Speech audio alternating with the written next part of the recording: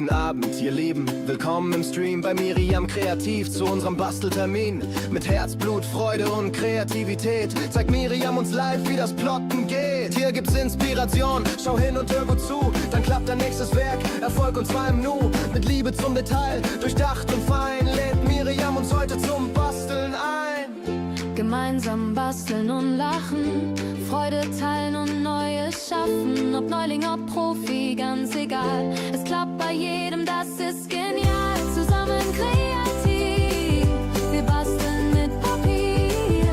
Hast du eine Frage? Die Antwort kriegst du hier. Der Plotter steht bereit, wir reiben uns die Hände und starten jetzt gemeinsam kreativ ins Wochenende.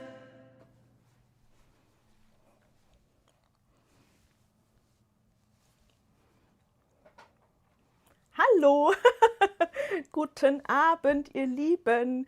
Ich freue mich, es ist mal wieder Freitag, 20 Uhr. Ich hoffe, toi, toi, toi, dass es jetzt auch wirklich klappt und ihr mich direkt sehen und hören könnt. Das wäre sehr schön, wenn ihr einfach mal reinschreibt. Ich habe hier wieder eine Kleinigkeit, wie ihr mich kennt, umgebaut und dann ist es immer im letzten Moment doch nochmal spannend, ob alles funktioniert oder ob es nicht funktioniert.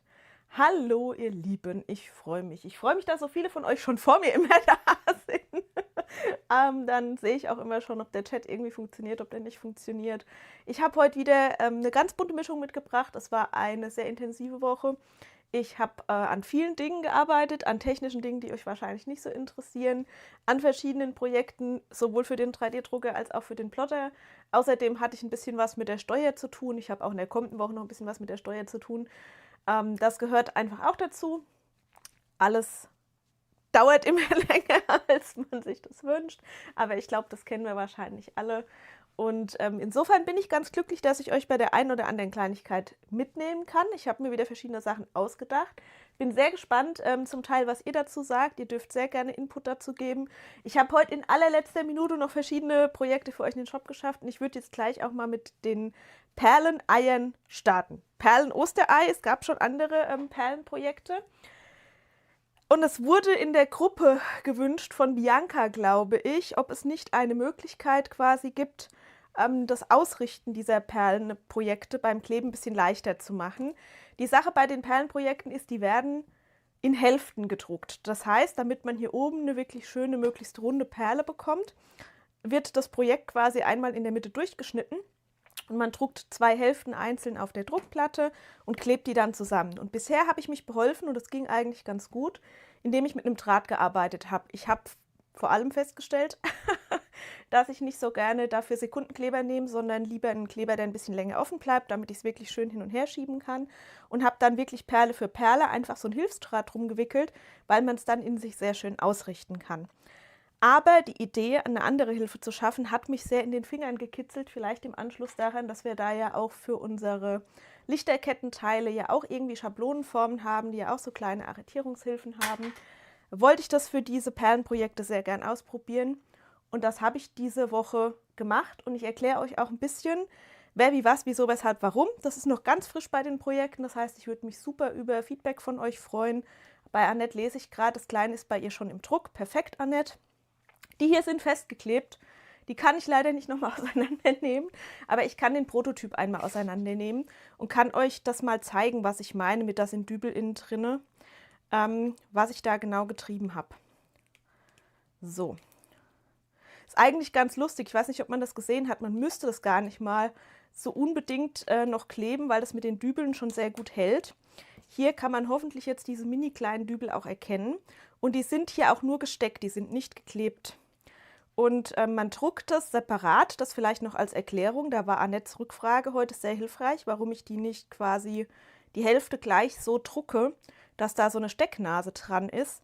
Da geht es um Stabilität. Im 3D-Druck muss man sich immer viele Gedanken darüber machen, wie man die Dinge positioniert, damit das Ergebnis möglichst stabil wird. Weil ihr eine gute Stabilität innerhalb der Lage habt. Also müsst ihr euch vorstellen, ihr habt eure flache Fläche und der 3D-Drucker trägt ja dann diese Schnüre auf diese flache Fläche auf und innerhalb der Fläche ist das Ganze ganz stabil. Wenn das Ganze bricht, dann immer zwischen diesen aufeinander aufgetragenen Lagen. Deshalb ist es nicht so geschickt, sage ich mal, die Steckverbindung direkt mit zu drucken, weil die wird ja nach oben gehen und wäre damit eben potenziell vom Bruch zwischen den Lagen betroffen. Und ich bräuchte ganz, ganz viel Supportstruktur. Kriege ich den dann nochmal raus? Wartet mal. Ich bräuchte ganz viel Supportstruktur, um das überhaupt möglich zu machen. Weil wenn ich das Ganze so drucke, dass die Perle eben hier entsprechend zur Hälfte oben liegt und unten drunter sollte die Nase sein, dann müsste ich hier ganz viel Stützstruktur drunter drucken, damit quasi das Ganze schwebt und diese kleinen Stäbchen überhaupt unten drunter Platz hätten. Ich versuche tatsächlich immer das so zu machen, dass ich auf Supports, wenn möglich, komplett verzichten kann, weil es einfach nervig ist, die Supportstrukturen wieder entfernen zu müssen. Das hinterlässt auch immer irgendwelche Spuren, die man eigentlich nicht so gerne haben will an den Projekten. Und ja, deshalb war das quasi raus vom Gedanken her, das so zu machen, dass man diese Nupsis gleich mitdruckt. Deshalb sind es quasi 2 Teile. Ihr habt die Hälften jetzt mit den Löchern drin und habt dann entsprechend diese Dübelchen, die werden einzeln gedruckt. Ich hole auch gleich nochmal die Druckplatte her und zeige, wie das aussieht. Und der Dübel wird entsprechend auch nicht stehend gedruckt, also nicht so hochkant, sondern schön flach liegend. Und damit man den schön flach liegend kann, ist der auch abgeflacht. Auf der Oberseite und auf der Unterseite, hat gleich 2 Vorteile. Er liegt besser, er hat eine bessere Kontaktfläche, ihr habt keine steilen Überhänge an den Seiten. Er ist an den Seiten abgerundet, sodass er schön ins runde Loch passt. Und falls ihr ihn doch klebt, kann an dieser abgeflachten Seite der Klebeüberschuss austreten. Top! Also ihr seht, selbst über Dübelform kann man sich viele Gedanken machen. Ich weiß, ich habe jetzt viel geredet ohne Punkt und Komma, aber ich hoffe, ich habe das Wichtigste dazu vermittelt. Und weil ich die Frage gerade lese, ob ich das bei den Herzen auch nachrüsten kann mit den Dübeln. Das kann ich sehr gerne, wenn euch das mit den Dübeln gefällt, mache ich das sehr gerne bei den anderen Projekten noch rein, weil ihr im Endeffekt natürlich die nicht benutzen müsst, sie aber benutzen könnt. Weil man kann die Teile jetzt natürlich auch komplett ohne Dübel zusammenkleben. Ich nehme die einmal raus, damit man das sieht. Und dann stecken wir sie nochmal neu rein. Dann seht ihr auch, dass es echt keine Sache ist, die paar Dübel da reinzustecken. Ich habe mir viel Gedanken gemacht über die Anzahl der Dübel, wie viele, wie wenige, mit wie viel Abstand. Ich habe eine Variante gedruckt, die zeige ich euch auch gleich, wo ich immer 4 Perlen Abstand hatte. Das war mir schon zu viel. Umso näher die Dübel zusammen sind, umso perfekter, sage ich mal, ist das Ganze arretiert. Das spielt bei dem 3D-Druck auch eine Rolle, weil natürlich diese Plastikteile in sich ja auch so ein kleines bisschen beweglich sind und wenn die Abstände zwischen den Dübeln zu groß werden, dann bleibt da zu viel Spiel. So. Ja, deine Idee kommt sehr gut an, zumindest bei mir bis jetzt. Genau, und die Heike sagt, wie bei Holzdübel mit Rillen. Genau, Heike. Also es ist quasi ein bisschen Platz zwischen der Aussparung und dem, wie das hier mit dem Dübel läuft. Der hat eben diese Abflachung oben und unten und dadurch kann der Kleber sehr schön raus. Aber ihr seht von der Idee her, ihr habt 2 Hälften, die 2 Hälften haben Löcher und haben unten diese glatte Unterseite, das heißt, es wird so liegend gedruckt. Und jetzt ist es wirklich nur Dübel reinstecken, eventuell Kleber auftragen und die beiden Teile zusammenfügen. Was hier bei dem Prototyp noch anders ist als beim finalen Ei, ist außerdem, da brauche ich auch mal euren Input. Wenn ich euch das so hinhalte, seht ihr es hoffentlich. Die Eier haben am Ende 2 Öffnungen bekommen. Ein Loch oben, ein Loch unten. Weil ich dachte, vielleicht will man so eine längere Osterkette irgendwie gestalten, die man irgendwo an die Tür hängen kann oder so. Also mehrere Ostereier untereinander oder die vielleicht auch wirklich ineinander hängen. Und dann habt ihr es halt ein bisschen leichter, wenn ihr wirklich durchgehend ein Loch habt, von oben nach unten durch. Und da wirklich da auch eine schöne Kordel, einen Faden durchziehen könnt, um das Ganze so ein bisschen ineinander zu befestigen, weil man dann eben nicht nur den einen Befestigungspunkt oben hat, sondern auch direkt den weiteren Befestigungspunkt unten, wo man nach unten weiter Teile anbinden kann. Also, könnt ihr gerne nochmal sagen, wie euch das gefällt. Ich war erst unschlüssig, aber ich finde eigentlich, wenn es dann so an der Wand hängt, ich halte es euch auch gleich mal hoch, dann guckt man auf dieses Loch eigentlich gar nicht drauf. Das heißt, es stört nicht, dass es da ist. Und wenn man eben doch vielleicht eine größere Dekoanordnung bauen möchte, dann ist es eigentlich ganz schön, dass es da ist. So. Ich stecke hier gerade die Dübel auf die Schnelle wieder rein und stecke die beiden Prototyphälften einmal zusammen und würde dann tatsächlich auch gleich noch einen Prototyp kleben, der noch nicht im Shop ist. Ich habe nämlich das Ganze auch nochmal getestet beim Ring und habe jetzt an diesem Dübelthema eine Frage an euch. Idee gut, ja, nein, vielleicht. Und vor allem, weil ich mir so schwer getan habe mit der Frage, wie viel Abstand lässt man da, habe ich auch darüber nachgedacht, könnt euch auch einfach in jede Perle ein Loch reinmachen. Dann könnt ihr so viele oder so wenig Dübel reinbauen, wie ihr wollt. Die Kehrseite ist natürlich, umso mehr Dübel hier rein, also umso mehr Löcher man hat, umso geringer wird die Klebefläche, die übrig bleibt. Ich persönlich empfinde den Rand, den ich hier um den Dübel habe, noch als absolut ausreichend, um den Kleber aufzutragen. Ist aber am Ende natürlich alles so ein bisschen Geschmackssache. Der große Vorteil, wenn überall quasi in jeder Perle ein Loch drin wäre, wäre einfach, dass ihr komplett frei seid da drin, wie viel oder wenig Dübel ihr hier reinstecken wollt. Das ist im Endeffekt komplett euch überlassen. Ihr seht, glaube ich, auch hier von Hand, das geht ganz gut. Also es ist schon so stramm, dass der Dübel jetzt nicht von selber irgendwie rausfällt, dass er wirklich drin sitzt, aber ich brauche jetzt auch kein Werkzeug, um diese kleinen Dübel da reinzubekommen. Und dann kann ich hier die Oberseite aufsetzen. Würde ich es verkleben wollen, würde ich persönlich jetzt den Kleber einfach auf der zweiten Hälfte auftragen, wo ich keinen Dübel eingesteckt habe und das Ganze dann hier einmal aufsetzen, zusammendrücken. Und ihr seht jetzt schon hier beim Zusammendrücken, dass die Arretierung natürlich super ist. Also es ist jetzt halt gar kein Gefummel mehr, kein großes Hin- und Hergeschiebe, weil das einfach jetzt links, rechts durch diese kleinen, aber feinen Dübel sehr fein von selber sitzt. Also ich bedanke mich ganz herzlich für den Input in der Gruppe. Es hat mir viel Spaß gemacht, das soweit auszuprobieren. Ich bin noch nicht ganz schlau, was der perfekte Abstand zwischen Perle, Dübel, ganze Perle, doch nicht ganze Perle ist, aber ich bin hier bei den Eiern mit einem Zweierrhythmus quasi eigentlich ganz gut gefahren. So.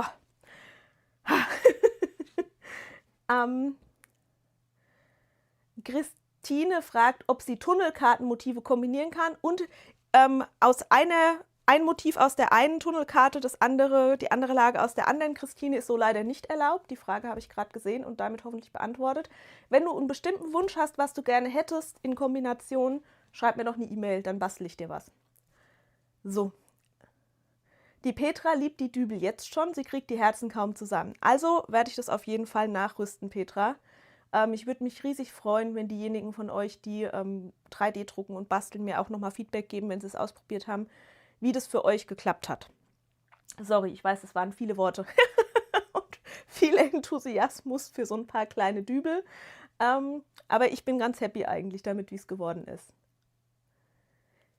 Doch, Heike, in dem kleinen Ei ist unten auch ein Loch. Sorry, ich habe euch gerade den Prototyp gezeigt, den ich da auseinandergenommen habe, weil ich die fertigen Eier, also die hier groß, mittel, klein, weil ich die wirklich schon komplett geklebt habe. Guck mal, kann man das so von oben sehen? Ah! Müsste ich mal eine Probe hier auf Fingerfertigkeit machen? Ich hoffe, ihr könnt es so erkennen. Das hier ist das kleinste, das ist das mittlere und das hier in der linken Hand ist das große Ei. Und die haben immer oben und unten ein Loch. Damit könnte man eben, weil ich es gerade gelesen habe, auch einen Schaschlikspieß zum Beispiel integrieren und das Ganze in den Blumentopf setzen. Die Idee finde ich sehr gut. So, wie machen wir das jetzt schlauerweise? Ich habe eigentlich mehrere Sachen, die ich euch noch zeigen will, weil ich rumgetüftelt und ausprobiert habe. Ich zeige euch erstmal, was nicht so gut geklappt hat und was ich dann ausprobiert habe. Achtung! Dann habe ich noch einen Tipp für euch im Slicer, wie diese Projekte ein bisschen schöner gedruckt werden. Erstmal hier das, was nicht so gut geklappt hat. Das hier ist ein Beispiel, wo ich versucht habe, einen kleinen Perlenring quasi zu machen, der A1-kompatibel ist. Der eine, der nämlich schon im Shop ist zu groß für den A1. Und bei dem Perlenring hatte ich jetzt immer den größeren Abstand für die Dübel gewählt. Und ich weiß nicht, ob ihr das hier unter der Kamera seht, aber ich hoffe es. Guckt mal. Seht ihr hier diesen Rand? Wenn ich euch das so hebe, ja, ich glaube, so aus der Perspektive könnt ihr es wahrscheinlich sehen, dass da so eine Kante entstanden ist. Und diese Kante kommt eben genau davon, dass es mir hier nicht geglückt ist, das so perfekt bündig zu kleben. Ich glaube auch, dass ich immer ein bisschen Unterschiede habe, je nachdem, mit welchem meiner Drucker ich das umsetze. Und diese Kante kann einem jetzt stören, muss einem nicht stören. Ich weiß, es ist wieder am Ende so ein bisschen Geschmackssache und so ein bisschen Frage, wie genau man das nimmt. Aber ich habe mir dann einfach gedacht, bestimmt kann man das ein bisschen schöner machen, indem man diese Kante hier einfach ein bisschen abfeilt. Und das hat eigentlich ganz gut geklappt. Wenn alles super glatt gedruckt ist, ist es eigentlich nicht nötig, aber es kommt im 3D-Druck einfach hin und wieder vor, dass man Stellen hat, die vielleicht nicht so schön geworden sind, die auch beim Kleben nicht so schön geworden sind. Ich habe es hier zum Beispiel auch mit dem Kleber übertrieben, da sind so kleine Klebenasen rausgekommen. Und ich habe mir jetzt gerade einen Satz Feilen bestellt. Ist nicht so, dass ich keine Feilen hätte, aber ich wollte gerne welche, die so ein bisschen so knautschig sind, wie man das von Nagelfeilen kennt. Und ich habe angefangen, hier unten, kann man das sehen, den Unterschied. hier die schön quasi den Übergang einfach wegzufeilen. Und das geht viel schneller, als man denkt. Man muss halt so ein bisschen mit Liebe zum Detail arbeiten. Für die, die immer denken, 3D-Druck ist ja dann komplett fertig und man hat nichts mehr zu tun. Falsch. Je nachdem, wie genau man es nimmt, kann man den auch immer noch so ein kleines bisschen verbessern und verschönern. Ich gestehe, ich drucke die Teile immer alle relativ schnell. Man könnte die mit einer feineren Auflösung drucken und hätte dann vielleicht auch ein bisschen weniger Scherereien. Aber da könnt ihr mir gern vielleicht auch mal so ein bisschen unter die Arme greifen mit eurer Erfahrung, ob ihr Werkzeuge habt, die ihr besonders gern benutzt, um solche Grate zum Beispiel zu entfernen. Ich habe heute einfach ganz glücklich und selig vor mich hingeschliffen und habe dann einfach hier diese Übergänge verschönert. Ich habe keine Ahnung, ob ihr das so sehen könnt, aber ich würde es einfach mal probieren. Könnt ihr mir mal ganz kurz reinschreiben, ob man das von oben erkennt oder ob ihr näher ran müsstet, diese Kante hier. Ich würde gerne mal zeigen, wie schnell man die wegbekommt. Genau, ich lese gerade von der Heike, die Spritzgussteile haben viel öfter auch so Ränder. Ja, das ist so, weil auch im Spritzguss oft 2 Hälften dann am Endeffekt noch irgendwie mit Hitze zusammengebracht werden, wenn ich das richtig weiß. Ob ein Schaschlikspieß reinpasst, hat die Heike noch gefragt, in das Loch.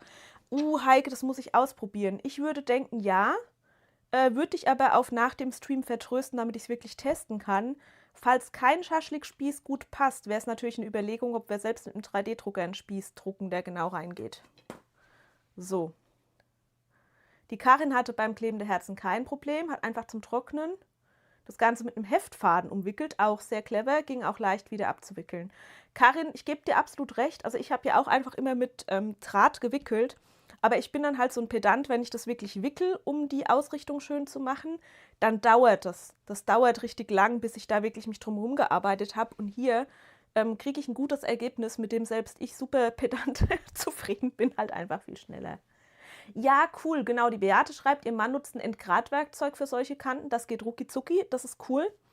Ein Entgratwerkzeug habe ich auch schon benutzt, bei uns draußen, wirklich im Metallbau, Alu quasi. Damit bin ich aber nicht so feinmotorisch. Aber weil ich gerade lese, man sieht es gut, zeige ich es euch einfach mal. Es ist nämlich echt kein Hexenwerk. Ich habe einmal ein bisschen eine gröbere Körnung und dann seht ihr schon, dass dieser grobe Grat wirklich ziemlich schnell abgetragen ist. Viel schneller, als ich gedacht habe. Also ich gehe da wirklich einfach nur einmal grob drüber. Und dann habe ich noch ein bisschen eine feinere Feile, die hat eine 400er Körnung in dem Fall. Und mit der gehe ich dann einfach nochmal nach, um so dieses grobe Spanige wegzubekommen. Und damit kann man das super schnell eigentlich glätten. Und ich mag das tatsächlich, aber ich bin halt auch jemand, der auch Holzbearbeitung und so mag. Die Teile wirklich auch, sage ich mal, von Hand noch so ein bisschen zu bearbeiten und sie einfach schöner zu machen. Ich mag so handwerkliche Tätigkeiten. Das ist absolut kein Muss. Mir ist auch klar, dass es nicht für jeden was ist. Mein Mann zum Beispiel hasst jede Art von Schleifpapier und Schleifgeräusche mag er auch keine. Aber wenn einem das nichts ausmacht, dann kann man halt wirklich so kleine, sag ich mal, Ungenauigkeiten, Unschönheiten relativ schnell beseitigen. Schaut mal, ich hoffe, man sieht es von oben, dass es jetzt schon deutlich schöner aussieht als vorher. Das Einzige, das würde ich eigentlich gerne noch ausprobieren, das können wir eigentlich hier live im Stream machen, das kann jetzt klappen oder es kann nicht klappen. In diese schmalen Vertiefungen hier zwischen den Perlen, in die komme ich mit diesem Schleifer irgendwie nicht ganz so gut rein, wie ich es gerne würde. Er könnte ein ganz kleines bisschen spitzer sein an der Kante. Also ich habe halt quasi einen 90-Grad-Winkel, der mich hier limitiert. Und ich habe heute beim Ausprobieren einfach überlegt, ob ich das Ding nicht einmal in der Mitte durchschneiden soll. Dann hätte ich ein bisschen eine dünnere Lage und würde mir vor allem mit der Rückseite nicht die daneben gelegene Kugel verkratzen. Ich hoffe, das ist euch jetzt nicht zu monkig und langweilt euch nicht. Das sind einfach so die Dinge, die ich ausprobiere, wenn ich beim 3D-Druck noch irgendwas habe wie hier, wo ich sage, hier, das könnte irgendwie schöner sein. Achtung, das kann jetzt komplett schief gehen. Das kann jetzt komplett schief gehen, aber es könnte auch klappen. Boah, ich habe keine Ahnung, was das für ein Material ist dazwischen. Man sieht, dass die Hälften hier so wahrscheinlich auch einfach nur zusammengeklebt sind. So, ein bisschen Angst habe ich, dass ich mich schneid. Oh Gott. Als nächstes, der nächste Sponsor quasi wird Hansaplast. Kleine Kooperation mit irgendeinem Pflasterhersteller. Man schneidet ja eigentlich auch von sich weg, ne? Das hat man ja irgendwann mal gelernt. Aber wenn es schief geht, wisst ihr schon, dass man das besser nicht nachmacht. Ha, also es hat nur fast gut geklappt.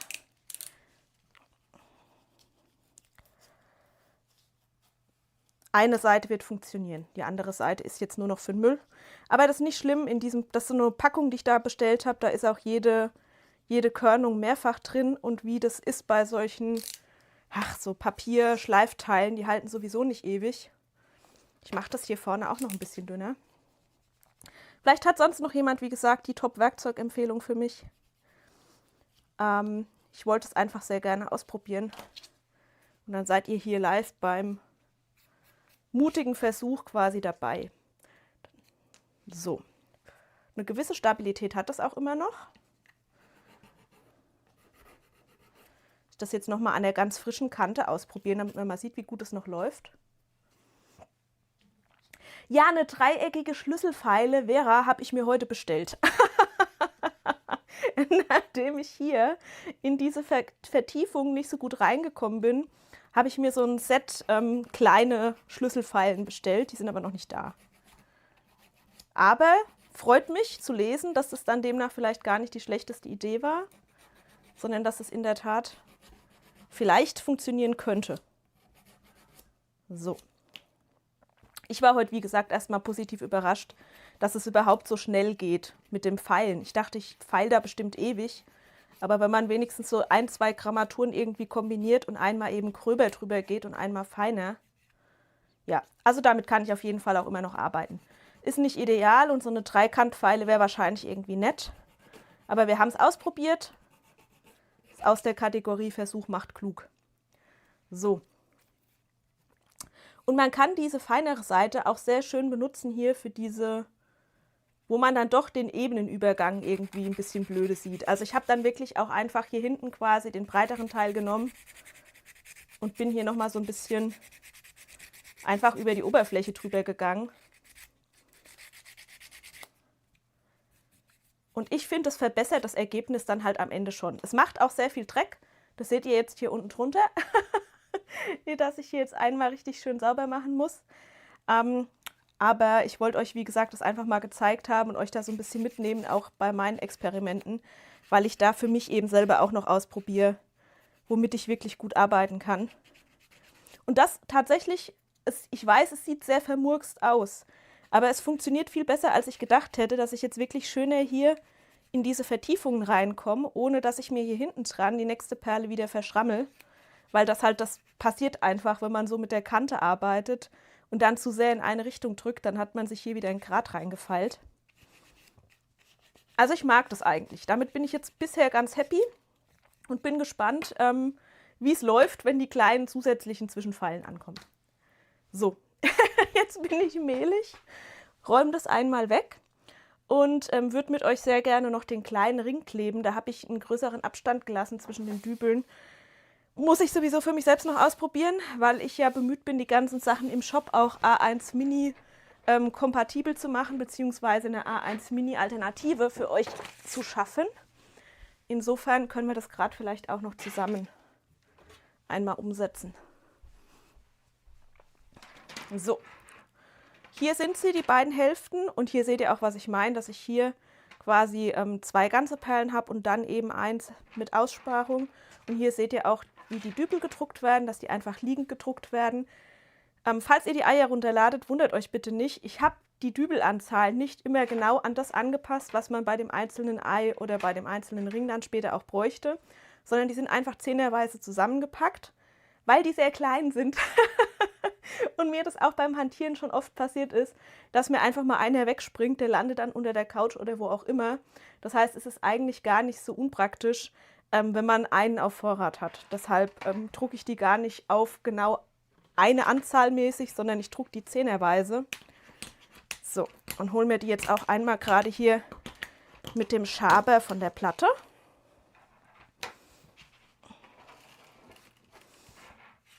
Und dann stecken wir die einmal da fix rein und kleben die 2 Hälften noch zusammen. Und dann würde ich mit euch nochmal in die Druckeinstellungen gucken, wenn euch das interessiert. Adaptive Layer-Höhe ist da so ein bisschen das Schlagwort. Die würde ich euch da mal noch zeigen. um ein bisschen schönere Druckergebnisse zu kriegen. Weil umso dicker die Schichtdicke quasi ist, mit der man druckt, umso deutlicher sieht man diese einzelnen Ringe der Lagen natürlich. Und man könnte jetzt natürlich hergehen und könnte den ganzen Druck, also die komplette Höhe, auf eine geringere Schichtdicke stellen. Aber die Slicer können was sehr Nettes, nämlich eine adaptive Schichtdicke, die sich einfach daran anpasst, wie viel Feinheit man in der einzelnen Ebene sinnvollerweise braucht. Profis kennen diese Einstellung bestimmt schon längst, aber ich weiß, dass unter euch jetzt auch viele 3D-Druck-Anfänger sind, die sich vielleicht bis an die Stelle im Slicer noch nicht durchgearbeitet haben. Deshalb würde ich das ganz gerne nochmal zeigen, was ich da einstelle. Vielleicht hilft euch das auch. Und das soll einfach so ein bisschen eine Balance bringen, sage ich mal, zwischen Druckdauer und Qualität. Heike sagt, Dremel mit Polieraufsatz. Finde ich auch sehr spannend, Heike. Wenn da einer von euch einen ultimativen Tipp hat, immer her damit. Alles, was schnell rotiert, habe ich bisher beim 3D-Druck nicht die allerbeste Erfahrung gemacht, weil das sehr schnell Hitze erzeugt und das Plastik dann schmilzt. Aber vielleicht bin ich da auch einfach nicht schnell genug oder nicht, weiß ich nicht. Vielleicht habe ich da den Bogen einfach noch nicht so ganz raus. So. Auf der einen Seite habe ich die Dübel jetzt eingesteckt, auf der anderen Seite trage ich Kleber auf. Ich benutze heute wieder keinen Sekundenkleber, sondern den Pattex Alleskleber. Der braucht relativ lang zum Trocknen. Ich könnte jetzt mit dieser tollen Ausrichtungsmethode auch Sekundenkleber nehmen, aber der Sekundenkleber ist halt einfach auch viel stinkiger. Und wahrscheinlich trage ich den Kleber hier fast ein bisschen zu großzügig auf, weil umso weniger man aufträgt, umso weniger kann irgendwo rausquellen, ist auch klar. Und die Dübel helfen hier auch schon ganz viel für den Zusammenhalt. Habt ihr bei dem einen Prototyp-Ei hoffentlich gesehen, dass es eigentlich echt, ja, schon fast nur mit den Dübeln halten würde. So, hier unten ist kein Dübel drin, da ist die Fläche einfach so schmal gehalten, dass da in der Tiefe nicht viel Platz ist, irgendwas zu dübeln. Aber wenn das von oben her alles schon schön passt, sollte das eigentlich auch nicht nötig sein.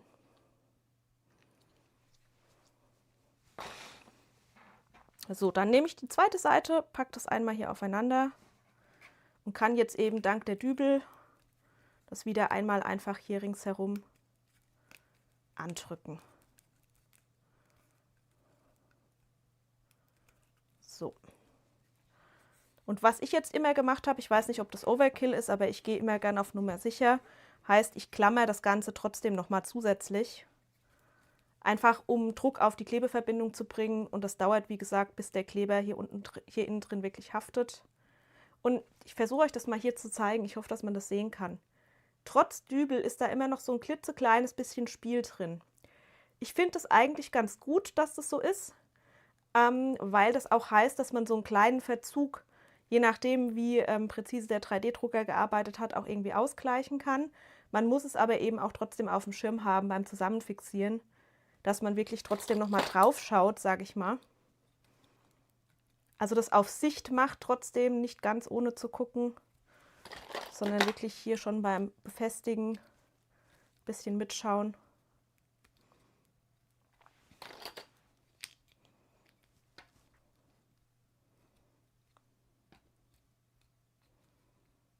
Ja, Heike schreibt auch wegen der Dremel-Idee, genau, Hitze schmilzt, man darf nur ganz kurz dran gehen. Bin ich wahrscheinlich nicht der richtige Typ dafür. Zu ungeduldig, Heike. Ich habe schon darüber nachgedacht, weil wenn man sich ein bisschen für 3D-Druck interessiert, dann werden einem immer wieder ganz schöne, aber auch gar nicht mal so ganz günstige solche Bohrer, Dremel, Akku-Dinger, was auch immer angezeigt. Ich habe das bisher lieber manuell gemacht. So, und ich glaube tatsächlich, das hier wird auch am Ende so gut, dass ich da gar nicht unbedingt irgendwas noch schleifen muss. Also ich habe bisher diese anderen Projekte auch nicht alle geschliffen. Aber ich wollte es für mich eben einfach mal ausprobieren, womit die Bearbeitung Sinn macht, womit die Bearbeitung Spaß macht, wie viel ich da wirklich dran arbeiten muss, um noch schöneres Ergebnis zu bekommen, ob das Ergebnis überhaupt schöner wird oder ob das Ergebnis eher hässlicher wird. Das sind ja alles Dinge, die man ausprobieren muss, um zu wissen, wie man das in Zukunft so halten will. Ich glaube, das ist auch das, was mir am 3D-Druck gerade so ein bisschen die Freude macht. Es sind so viele Dinge, die man da ausprobieren kann. Was nicht heißt, dass jetzt nur noch 3D gedruckt wird. Ich war auch am Plotter. Ich habe für den Plotter auch was mitgebracht heute. Ich gucke mir mit euch nochmal das Thema Matte auffrischen an, weil ich dazu ganz viele Fragen gekriegt habe auf Instagram und auch über die Facebook-Nachrichten, weil ich da gestern, glaube ich, einen Beitrag geteilt habe, wo man nur ganz wenig vom Auffrischen von der Matte gesehen hat. Und ich dachte dann, es ist vielleicht doch ganz gut, wenn wir das nochmal thematisieren. So. Die Beate schreibt, eine kleine Schleifmaschine für Pediküre, Maniküre ist wunderbar geeignet, um langsam abzuschleifen. Beate, das ist eine ziemlich schlaue Idee. Muss ich da noch mal gucken. Ich glaube, sowas besitze ich sogar noch irgendwo. Also, mit den Klammern übertreibe ich es immer so, wundert euch bitte nicht. Ich lasse es jetzt in der Regel, wenn ich das mit dem Pattex klebe, mit dem Pattex Multi auch wirklich einfach über Nacht trocknen, weil die, sag ich mal, die Feuchtigkeit hier zwischendrin ja auch schlecht rausverdunsten kann. Das braucht einfach seine Zeit, bis der dann wirklich auch festhält. Ist am Ende Geschmackssache, klebt mit dem Klebemittel, das ihr benutzen wollt. Ich dachte nur, ich zeige einmal, wie ich das mache, pack den zur Seite, muss dann, wenn das getrocknet ist, noch meine Klötzchen ankleben, aber das mache ich dann morgen ganz in Ruhe. Die Klötzchen übrigens schleife ich auch nach, weil die sich auch einfach schöner anfühlen, wenn sie geschliffen sind. Das mache ich aber mit dem Schleifschwamm, den ich normalerweise auch zum Mattenbau verwende. Das Werkzeug häuft sich. Ich packe das jetzt einmal zur Seite. Guck einmal ganz kurz mit euch in den Slicer wegen den Einstellungen, zu denen ihr bisher aber nichts gesagt habt, wenn ich das richtig gesehen habe. Und ich lese gerade von der Maren, wenn sie das nicht zu filigran erwartet, ginge sowas auch aus Papier. Sie mag Papier immer noch lieber. Maren quasi so ein Perlenkranz-ähnliches Projekt aus Papier. Wenn man so richtig motiviert ist, könnte man wahrscheinlich viele Lagen Papier aufeinander kleben. Das funktioniert gut, solange man noch in dem Bereich ist, wo die Perlen sich berühren. In dem Bereich, in dem sich die Perlen nicht mehr berühren, hätte man das Problem, dass man jede Lage von Hand perfekt zentriert aufkleben muss. Schreib mir mal, ob ich deine Frage überhaupt richtig verstanden habe. Jana schreibt, unten passt noch eine Klammer rein. Komm, Jana, um auch dich glücklich zu machen. Machen wir unten eine Klammer noch dazwischen. So. Und ich mache euch einmal ganz kurz die Software auf, um das mit der adaptiven Höhe zu zeigen. Hier seht ihr schon, ich habe den Slicer offen, das ist der Bambulab Slicer in dem Fall, und habe hier auf den Platten meine Eier verteilt. Aktuell ist es auch auf den A1 Mini eingestellt, das heißt, ihr seht, das große Ei passt auch bei Mini auf die Platte. Und die adaptive Einstellung ist eigentlich relativ simpel, man muss nur einmal wissen, wo man die findet. Zoomen wir einfach mal ein bisschen ran. Und zwar, wenn ihr eure Form anklickt, habt ihr hier oben dieses Symbol variable Schichthöhe. Jetzt habe ich auch genau den richtigen Begriff, den hier Bambulab selbst auch benutzt. Also die variable Schichthöhe, die klickt ihr euch einmal an und dann könnt ihr hier auf Adaptiv klicken. Und ihr seht, dass in dem Moment sich das Aussehen meiner einzelnen Ebenen verändert. Und diese Farbe zeigt quasi an, wie dick die einzelnen Ebenen gedruckt werden. Man sieht es auch hier in der Seitenleiste rechts. Da hat man quasi, wenn man überfährt, auch eine Anzeige. Seht ihr, hier nach oben wird es immer dünner, da sind es 0,8. Nach unten wird es immer dicker. Und die Idee bei der adaptiven Anpassung ist eigentlich einfach die, dass man in den Bereichen, in denen man es wirklich braucht, mit einer minimaleren Schichthöhe, sage ich mal, druckt, als in den Bereichen, die gräder sind, wo man weniger Unterschied auf der XY-Achse hat. Da kann man nämlich dickere Schichten drucken. Und ihr könnt euch hier ein bisschen entscheiden zwischen Qualität und Geschwindigkeit. Das heißt, man kann hier einstellen, ist mir eher wichtig, dass es qualitativ besonders gut rauskommt oder soll es eher relativ schnell gehen. Werte hier in der Mitte bringen auch schon gute Ergebnisse, aber wenn man wirklich damit arbeitet, kann man, finde ich, sehr gut auch hier in den unteren Bereich gehen. Ich klicke jetzt nochmal auf Adaptiv und ihr seht, dass sich die Linienfarbe direkt nochmal massiv verändert. Alles, was grün ist, ist wirklich, wirklich dünn. Kann man also hier rechts auch nochmal überstreichen, dann seht ihr, dass ganz oben jetzt mehrere Schichten mit 0,08, Entschuldigung, also feinster Auflösung gedruckt werden. Umso weiter runter ich komme, umso mehr wird es. Aber ihr seht auch, dass es hier nochmal so einen Wechsel gibt zwischen sehr schmal und sehr glatt. Und diese Wechsel, die würde man nachher im Druckergebnis gerne mal sehen. Um das ein bisschen weniger hart zu machen im Absatz zwischen diese 0,08 und der dickeren Dicke, kann ich jetzt hier wieder auf Smooth klicken, also das Ganze glätten, den Verlauf etwas glatter machen. Und auch da könnt ihr mit dem Regler so ein bisschen spielen, soll es glatter sein, soll es nicht ganz so glatt sein. Man kann aber auch mehrfach auf Smooth klicken, seht ihr jetzt gleich. Ich klicke einmal und ihr seht schon, dass so ein bisschen ein besserer Farbverlauf entsteht. Also hier oben wird immer noch super dünn gedruckt, immer noch mit 0,08, zumindest fast ganz oben. Und nach unten wird es jetzt immer mehr. Und ihr könnt an diesem Graph hier links, an dieser blauen Linie auch erkennen, dass da weniger starke Zacken drin sind, dass also der Übergang deutlich glatter vonstatten geht.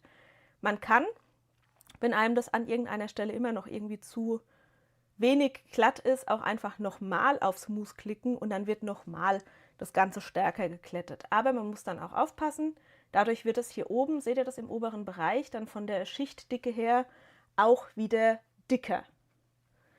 Ja genau, ich lese gerade die Beate, die sagt, danke für die Erklärung im Bambusleiser, soweit war sie noch nicht mit dem Spielen im Programm. Das denke ich mir, es ist auch eine Einstellung, die, naja, versteckt ist vielleicht das falsche Wort, aber die nicht so ganz offensichtlich ist. Und wenn man sich damit im Detail noch nicht befasst hat, ist es doch vielleicht ganz interessant, das einfach einmal zu sehen. Jetzt wird sehr speziell, ich erkläre es trotzdem ganz kurz. Ihr könnt theoretisch auch hier in dieser Leiste das Ganze bearbeiten. Das heißt, wenn ich hier reinklicke, guckt mal, ich klicke in die Leiste und ziehe den Regler und dann kann ich quasi das Ganze fein reinmalen mit der linken Maustaste und ich glaube, rechts ist dann in die andere Richtung, genau. Mit rechts kann ich das Ganze quasi gröber machen. Das heißt, ich kann hier sogar hergehen und kann sagen, ich will es oben ganz, ganz dünn haben, linke Maustaste, um es dünner einzustellen. Und unten reicht es, wenn er einfach die gröbste Schichtdicke nimmt, rechte Maustaste. Damit kann man hier diese Schichtdicken angleichen. Und jetzt hätte ich einen sehr, sehr harten Übergang hier zwischen Grün und Rot und den kann ich hier oben jetzt wieder mit Smooth so ein bisschen angleichen. Und wenn ich das eben noch glatter haben will, hier seht ihr wieder die Übergangslinie, kann ich eben hier mehrfach draufklicken und das Ganze wird stärker angeglichen. So, das war jetzt sehr viel Theorie. Ich wollte es euch aber sehr gerne zeigen, weil gerade bei den Perlenprojekten profitiert man wirklich davon, dass hier oben dieser obere Teil der Perle relativ fein aufgelöst gedruckt wird, weil man dann weniger stark diese Stufen sieht, die der 3D-Drucker eben immer erzeugt. Also dann habt ihr das jetzt hier einfach auch mal gesehen. Wenn ihr Fragen zu sowas habt, fragt immer gerne. Ihr wisst, in diese neuen 3D-Drucker, in Anführungszeichen im Vergleich zu meinem alten Anycubic, fuchse ich mich auch erst so Stück für Stück rein, aber was ich dabei lerne oder entdecke und für die Projekte irgendwie für sinnvoll halte, teile ich hier sehr gern mit euch. Also wie gesagt, hier oben die variable Schichthöhe ist das, was bei den Perlenprojekten im Endeffekt einen echten Unterschied machen kann. Und wenn man sich hier mal irgendwie verklickt hat und das nicht gut geworden ist, kann man immer wieder einfach auf Adaptiv klicken und dann macht er die Einstellung wieder selbst. Vielleicht hilft euch diese Info auch irgendwann mal, wenn ihr selbst ein Projekt sliced und euch im fertigen Druck auffällt, dass ihr hier irgendwo so komische Linien dazwischen habt, dann kann es eben daran liegen, dass da mal eine Einstellung nicht ganz so perfekt ist. Ihr seht, diese harten Ausschläge hier seitlich in dieser Leiste, die sind nicht so günstig. Das heißt, die würde man versuchen, über Smooth ein bisschen wegzubekommen. Und hier machen wir das Ganze nochmal mit einem geringeren Wert, damit ihr seht, wie sich das auswirkt. Ne, kann man eben weniger stark oder stärker glätten. Man kann den Smooth-Radius hochstellen. Ihr könnt da einfach mal spielen. Ihr kennt jetzt die Möglichkeit, ihr wisst, dass es diese Einstellung gibt mit der variablen Schichthöhe. Ihr klickt, wie gesagt, einmal auf das Objekt. Hier kann man mit Zurücksetzen auch alles wegnehmen. Vielleicht noch einmal ganz kurz, wie kommt man dahin?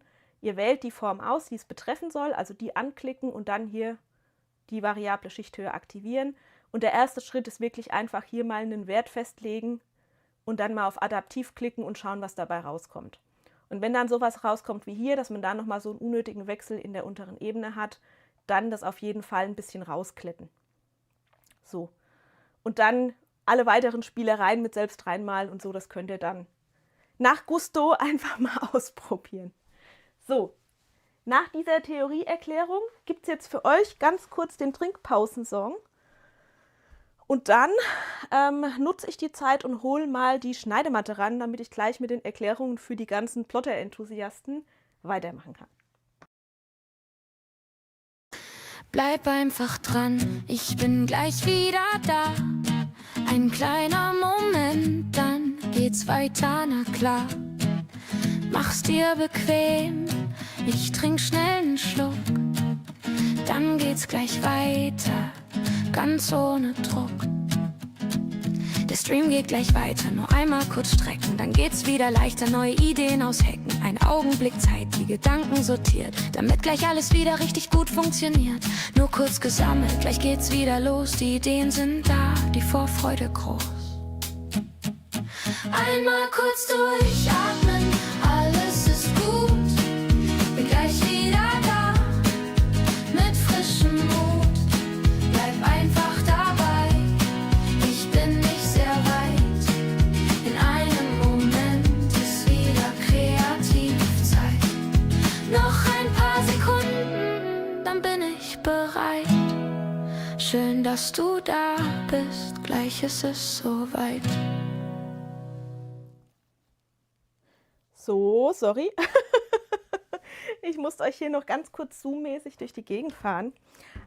Ich habe geplottet und musste dafür meine Matte auffrischen. Ich hatte es, wie gesagt, kurz in der Story drin und habe dazu sehr viele Rückfragen bekommen. Und mein Herangehen, wie ich die Matte auffrische, hat sich in letzter Zeit so ein kleines bisschen verändert.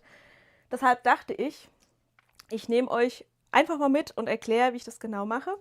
Auch ein bisschen deshalb, weil ich manchmal echt Juhu schreien will, wenn ich sehe, was so mancher macht, der auf Instagram zehntausende Follower hat. Wenn ich sehe, wie die zum Teil ihre Matte putzen, kriege ich einen Krampf. Es muss nicht schwer sein. Und nein, die Matte muss nicht in die Badewanne. Man kann das ganz normal am Basteltisch machen.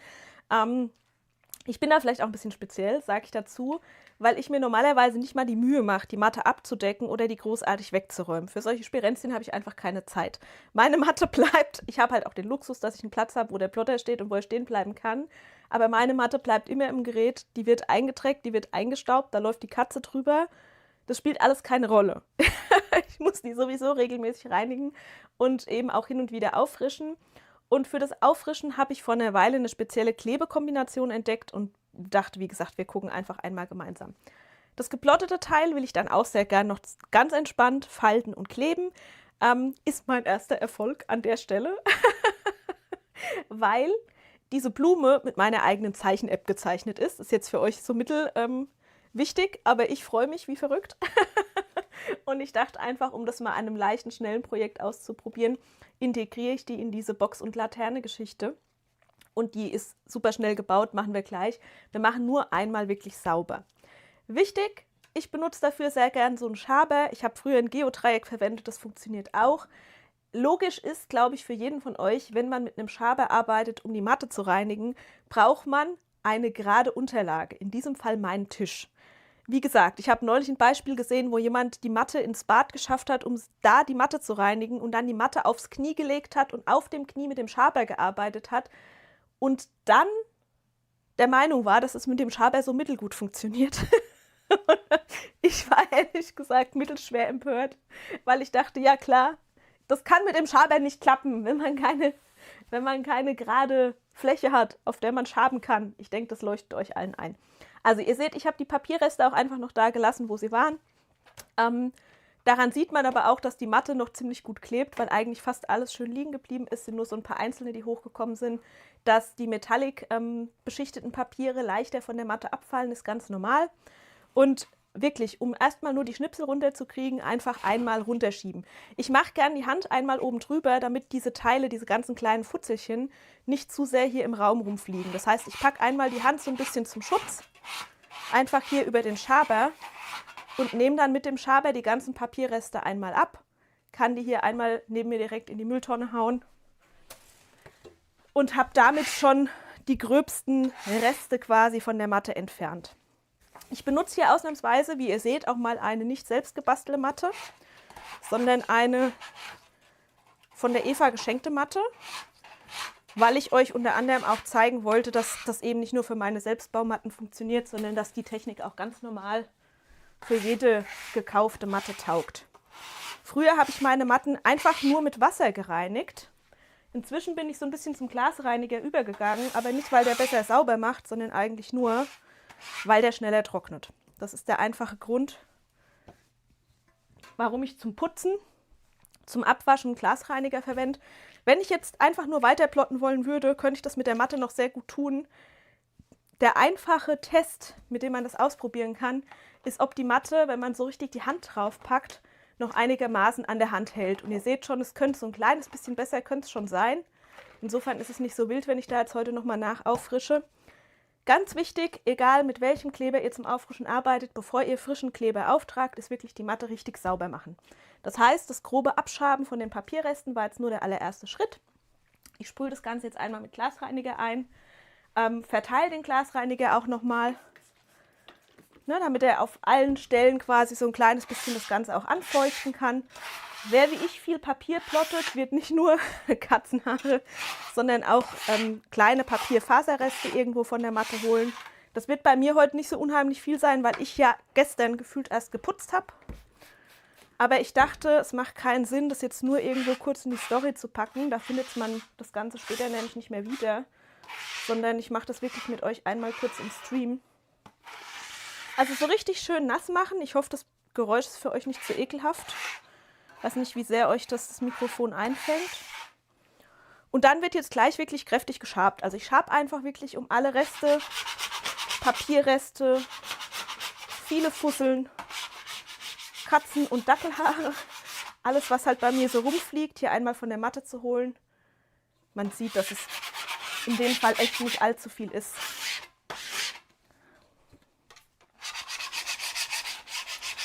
Außerdem vielleicht ein kurzes Pro für so eine Metallspachtel im Vergleich zu dem Geodreieck, das ich früher benutzt habe. Wenn ihr viel Papier schneidet, so wie ich, habt ihr so kleine Grate in der Matte.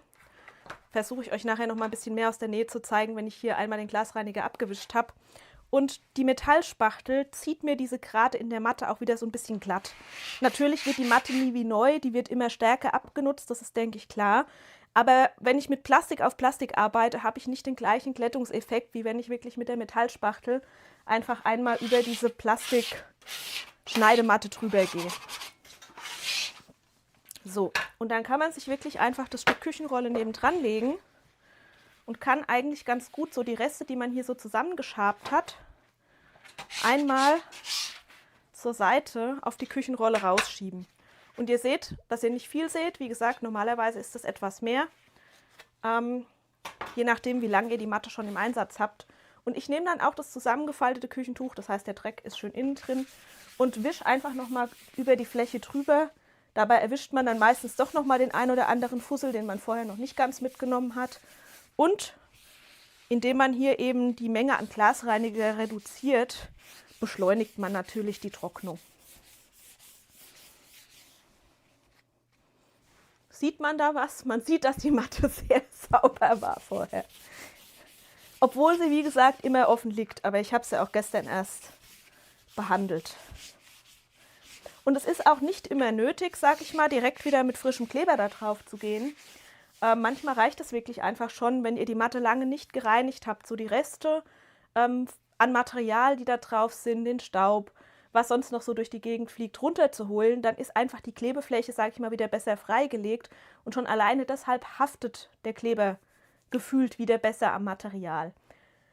Der Effekt wird nicht ewig sein, man wird zwischendurch wieder putzen müssen, aber manchmal, wenn es einfach nur schnell gehen soll, reicht es wirklich schon, einfach einmal sauber zu machen, die jetzt noch einen Moment ablüften zu lassen und dann kann man direkt eigentlich schon wieder losplotten. So, jetzt kommt es aber, wenn man eben doch richtig auffrischen will, dann gibt es beim Kleber verschiedene Möglichkeiten. Und ich habe ganz früher mit Sprühkleber aufgefrischt. Kann ich mal gucken, ob ich den hier überhaupt noch habe.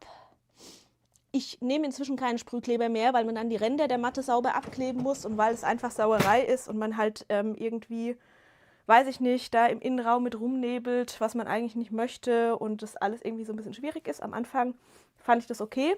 Inzwischen mache ich das nicht mehr so gerne. Ich bin zwischenzeitlich umgestiegen auf den SICK Two-Way Glue, den kennt ihr vielleicht auch schon als Empfehlung von mir.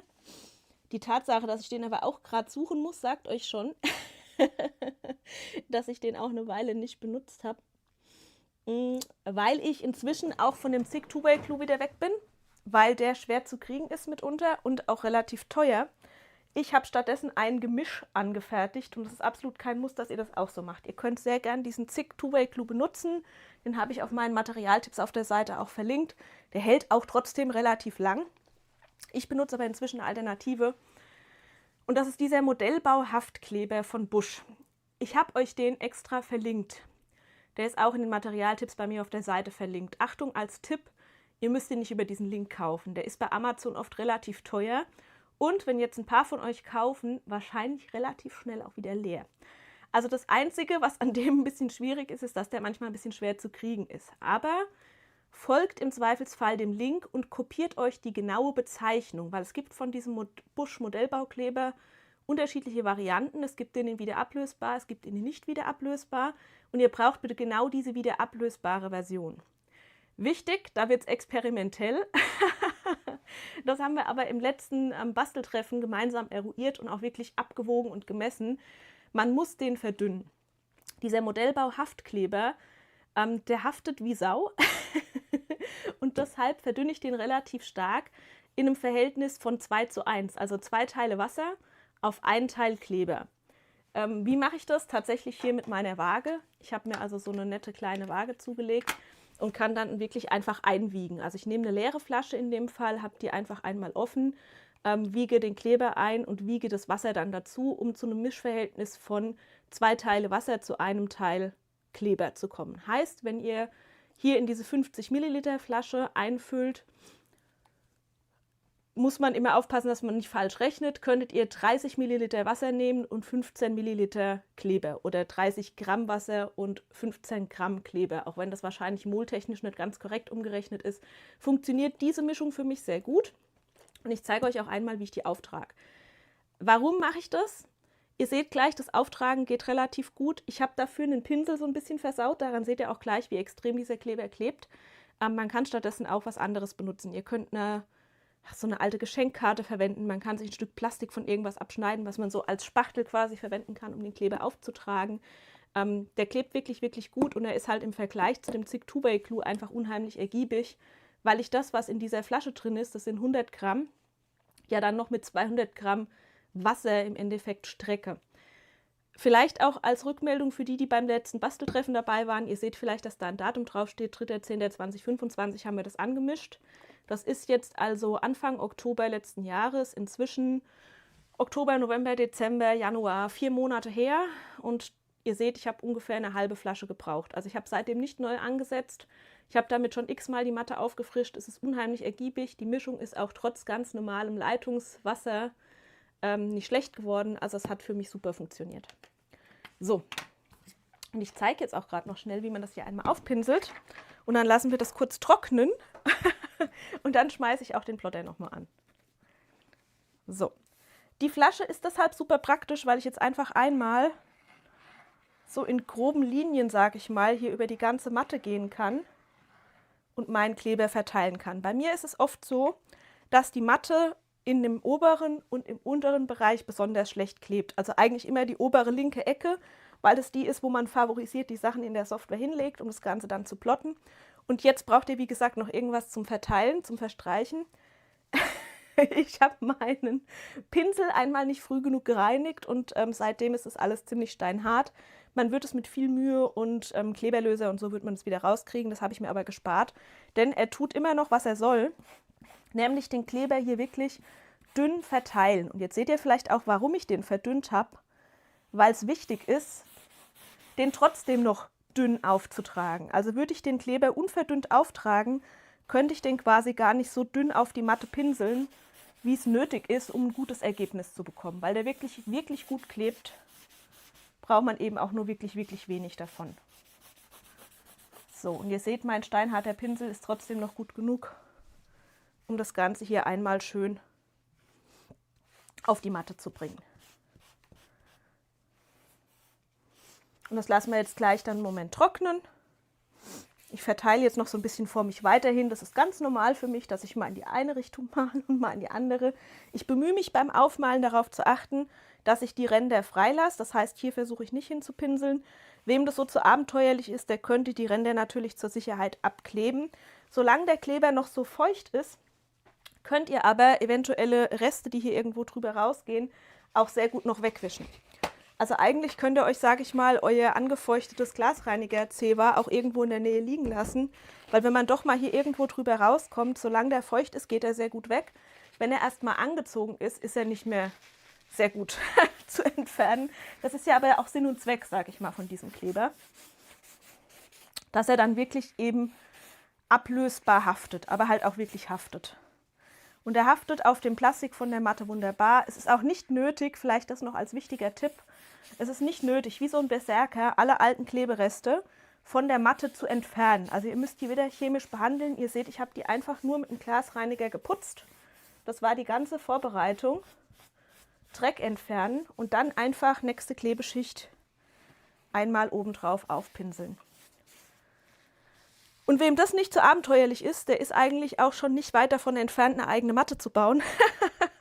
Weil wenn man eine eigene Matte herstellt, dann sind die Schritte, die man vorher macht, eigentlich wirklich nur einmal dieses Raster aufzeichnen, einmal wirklich das Rohmaterial auf die richtigen Maße zuschneiden und dann muss man auch eine Klebeschicht auftragen. Zum Auftragen der Klebeschicht raue ich das Ganze immer erst gerne noch mit einem Schleifschwamm an und reinige dann und trage dann den Kleber auf. Aber wer das einmal so gemacht hat, dass er so eine Matte wieder richtig schön klebrig gemacht hat, könnte theoretisch seine Matten auch selber bauen. Ich weiß aber, dass ganz viele von euch einfach einen ganzen Stapel Billo-Matten zu Hause liegen haben und dann vielleicht auch versucht sind, sage ich mal, einfach die nächste Matte rauszuholen, statt einfach die nochmal aufzufrischen, die er die ganze Zeit benutzt hat. Und ich persönlich habe gar nicht so viele Matten, weil ich halt immer meine eine Matte habe, die pflege ich relativ gut. Die Matte ist ein großer, großer Teil des erfolgreichen Papierschnitts, weil die Matte euer Träger ist beim Papierschnitt. Deshalb habe ich das von Anfang an für mich so gehandhabt, dass ich die einfach, sage ich mal, gut in Schuss halte, dass ich sie schön sauber mache, dass ich, wenn ich das Gefühl habe, es klebt nicht mehr richtig, die Matte einfach zwischendurch kurz auffrische. Ich kann euch das wirklich nur ans Herz legen, weil ich halt auch immer wieder so Tipps sehe, wo dann jemand ein Washi-Tape nimmt und sein Papier auf der Matte festklebt. Das kann man für einen Schnitt machen, wenn es jetzt unbedingt schnell gehen muss, aber es ist fast immer zum Scheitern verurteilt, weil ihr für Papier wirklich diesen klebrigen Träger braucht, der euch das Ganze vernünftig durch die Maschine transportiert, ohne dass irgendwo irgendwas absteht.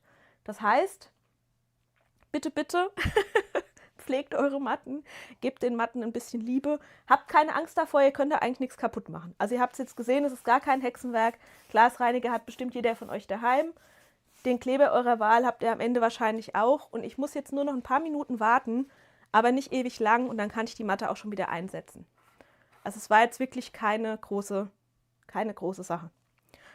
So, ich hoffe, das war in irgendeiner Form hilfreich für euch. Ich werde versuchen, das nachher auch auf der Webseite zu verlinken, damit man es einfach später auch nachgucken kann, wenn man nicht mehr genau weiß, wie das war. Schreibt mir doch einfach gerne mal in die Kommentare, wie ihr eure Matte putzt. Putzt ihr eure Matte? Entsorgt ihr eure Matte, wenn die dreckig ist? Oder wie läuft es bei euch bisher? Habt ihr jetzt vielleicht einen kleinen Besserungsvorsatz? Hoffe ich. Oder probiert ihr meine Technik zumindest mal aus? Ich war ehrlich gesagt überrascht, dass ich so viele Fragen dazu gekriegt habe zu diesem Thema, wie ich meine Matte auffrische, ob sich da was geändert hat.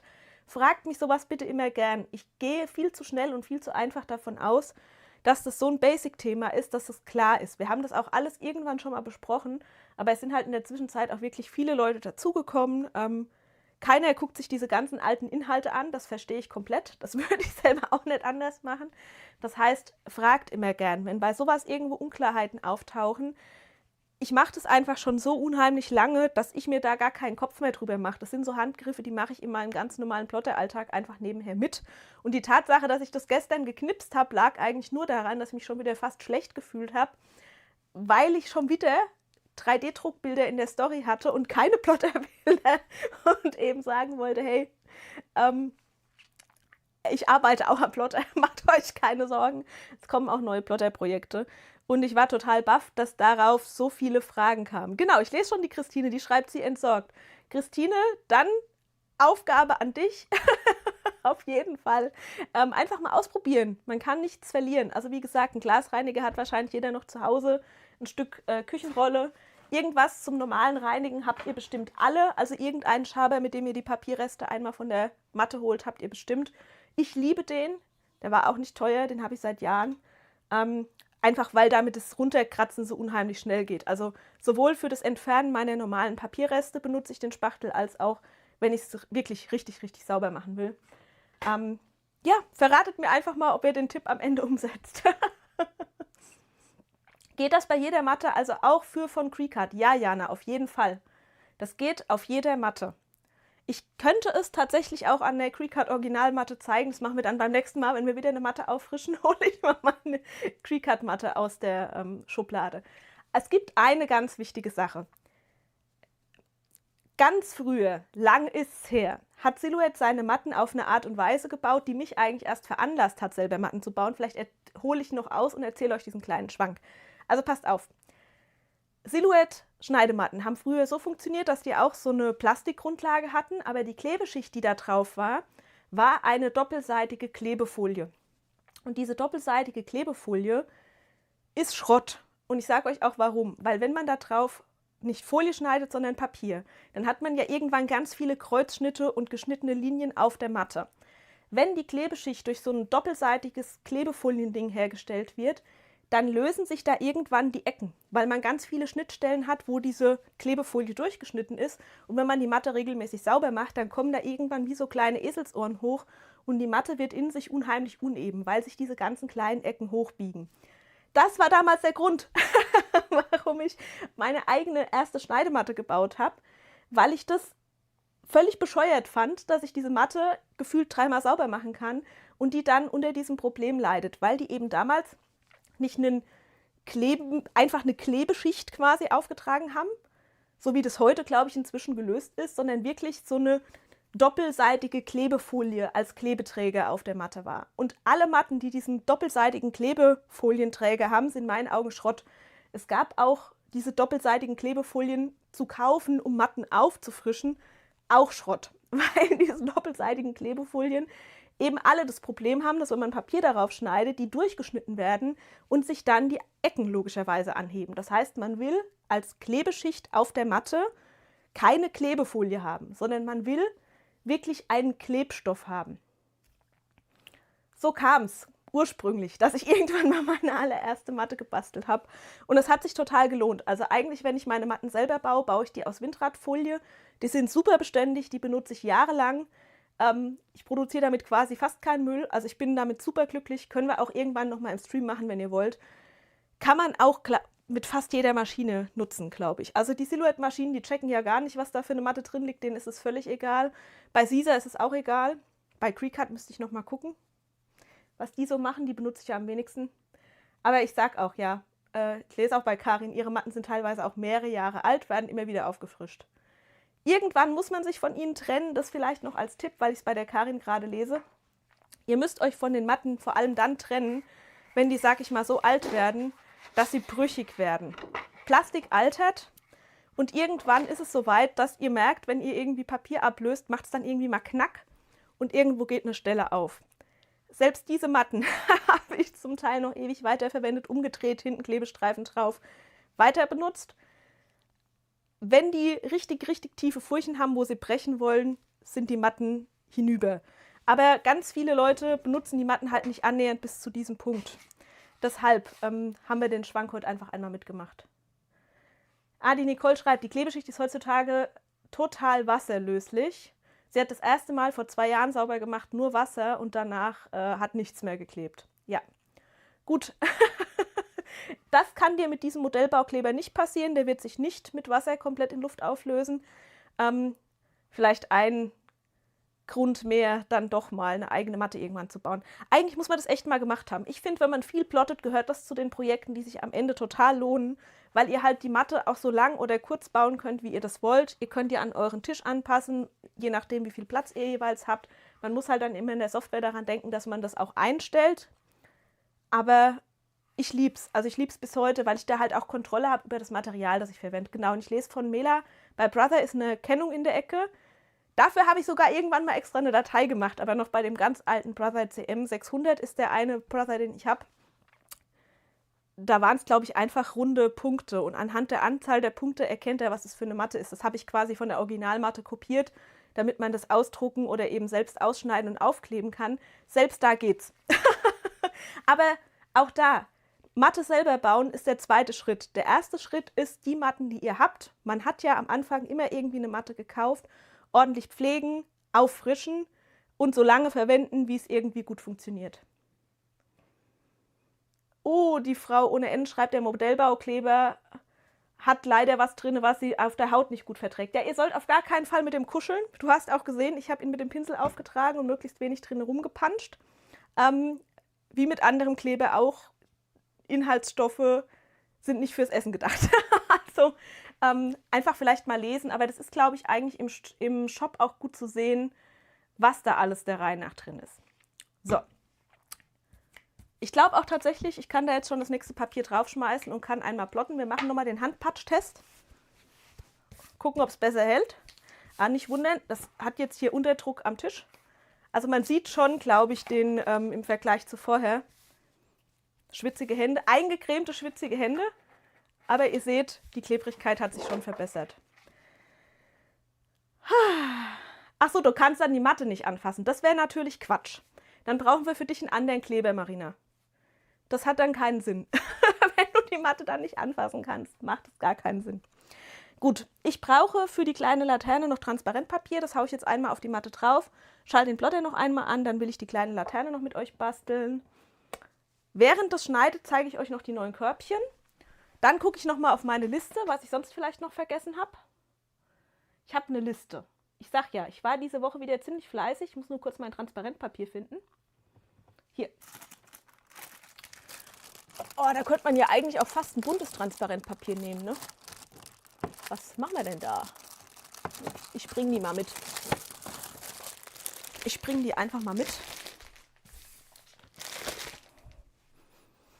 Und ich glaube, Transparentpapier kriegt nur die kleinere Variante. Die größere lasse ich wahrscheinlich ohne, weil ich da gerne mal sehen will, wie es sich mit dem Schattenwurf verhält. Sorry für das viele Geraschel. Ist da was dabei?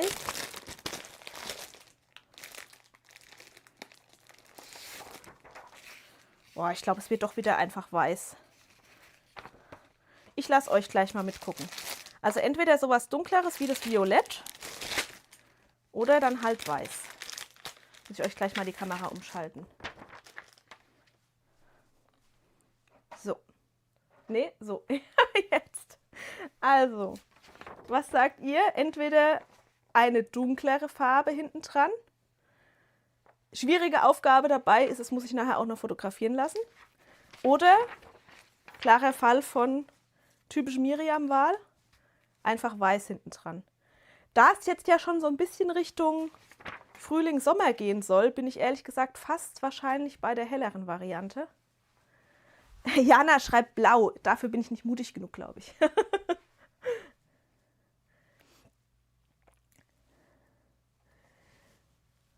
Ich warte mal, ob ihr eine Meinung dazu habt. Ansonsten muss ich selbst aus dem Bauch entscheiden. Ich tue mir da manchmal so schwer. Farbwahl ist dann das Schwierigste am ganzen Projekt. Okay, Marina schreibt, der Zickkleber funktioniert ja gut. Ja, perfekt, Marina. Wenn der für dich funktioniert, dann bleib bei dem. Wenn der Modellbaukleber für dich aus Gründen nicht das Passende ist. Das Lila ist schöner. Okay. Noch eine Stimme für Lila? Dann wird es vielleicht doch Lila. Das ist für meine Verhältnisse dann mutig. Das Dunkle, Lila, Lila. Okay.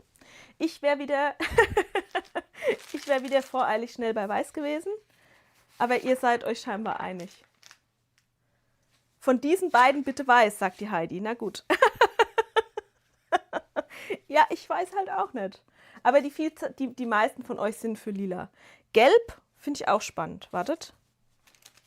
Gelb hätte ich hier auch noch zur Auswahl, aber dann wird es noch schwieriger, ne? Vielleicht sollte ich euch nicht zu viele Optionen geben. Das ist mir persönlich jetzt zu giftig, das ist mir zu grell. Das kann zwar auch was. Lila, auf jeden Fall lila. Okay, wir nehmen lila. Nur damit ihr wirklich seht, dass es gar kein Problem ist, da jetzt schon das drauf zu packen. Und Transparentpapier ist da gefühlt jetzt der Hardcore-Test, weil Transparentpapier für Feuchtigkeit sehr, sehr empfindlich ist. Das heißt, wäre das jetzt noch viel zu nass, hätte ich jetzt hier sofort ein sehr, sehr, sehr welliges Problem. Ihr seht, so ein kleines bisschen zieht sich das hier schon noch, aber ne, also hätte ich jetzt hier ein echtes Nässeproblem, würde es mit Transparentpapier gleich ganz anders aussehen. Und das packe ich jetzt einfach einmal in den Plotter, schneide noch die 4 Teile zum Hinterlegen und dann bauen wir mal noch diese kleine Blumenlaterne zusammen.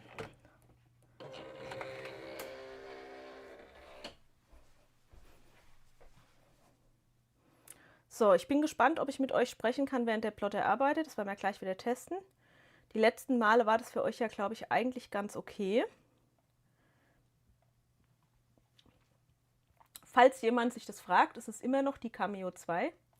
Ich habe es diese Woche einfach nicht geschafft, mich auch noch um dieses Juliet-Problem zu kümmern. Sobald es endlich soweit ist, dass es da Fortschritte zu berichten gibt, erfahrt ihr das zuerst, wie immer. Aber aktuell bin ich quasi so beschäftigt mit anderen Dingen, dass ich froh bin, wenn ich einfach bei dem bisschen, was ich plotte, nur den Plotter anschalten muss, ohne mir Gedanken über irgendwas zu machen. Bin gleich, wundert euch nicht, bin gleich wieder bei euch. Ich dachte, da nehme ich euch jetzt nicht extra mit auf die Matte, das ist zu langweilig.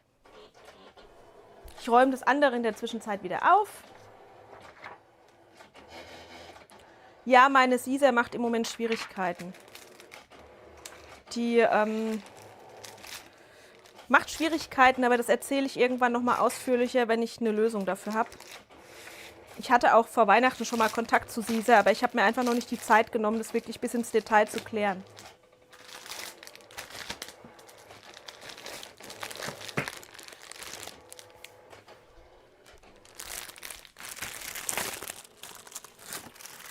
So, das war es auch schon. Transparentpapier ist schon geschnitten.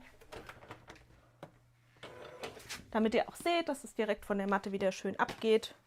Immer erst quasi den Rand abziehen. Zack. Und dann die eigentlich geschnittenen Formen. Ich bin übrigens nicht der Typ, der jetzt die Matte dafür irgendwie komplett umdreht. Das halte ich persönlich für übertrieben. Ich knicke die einfach. Ich knicke die hier an, damit sich das Papier quasi an der Ecke hebt und dann nehme ich das Papier einfach ab. Und das meinte ich, guck mal, hier könnt ihr es vielleicht schon sehen. Hier ist ein bisschen ein tieferer Schnitt in der Matte, jetzt habe ich hier geknickt, jetzt prägt sich hier schon ein bisschen mehr ein Knick aus. Das ist alles nicht schlimm, das ist alles noch längst gut verwendbar. Irgendwann, wenn die aber älter ist, wird genau so eine Stelle dann irgendwann mal brechen. Und wenn die dann wirklich bricht, dann muss sie halt einfach ersetzt werden. Wenn ich was unter der Kamera mache, ist das ständig unscharf. Sorry, das kann daran liegen, dass ich so viel hoch und runter hantiere. Ich kann aber ganz kurz versuchen, euch den Fokus nochmal umzustellen. Vielleicht geht es dann ein bisschen besser. Sorry, dadurch wackelt die kurz, weil ich die anfassen muss, um das zu machen. Meine Utensilien räume ich schnell wieder weg und bringe einmal einen Kleberoller mit. Wenn ich einen finde, hier. Kleberoller und eigentlich wäre auch noch mein ganz normaler Klebergut hier. Zack. So, ihr Lieben, hinterlegen mit Transparentpapier ist natürlich so oder so keine Pflicht. Aber ich wollte es, wie gesagt, bei einer Variante gerne testen. Und bevor ich das Ganze hinterklebe, falte ich es aber einmal vor. Hier oben an dem Dächelchen habe ich jeweils Talfalten zu falten und hier unten diese schräg laufende Faltung ist auch eine Talfalte.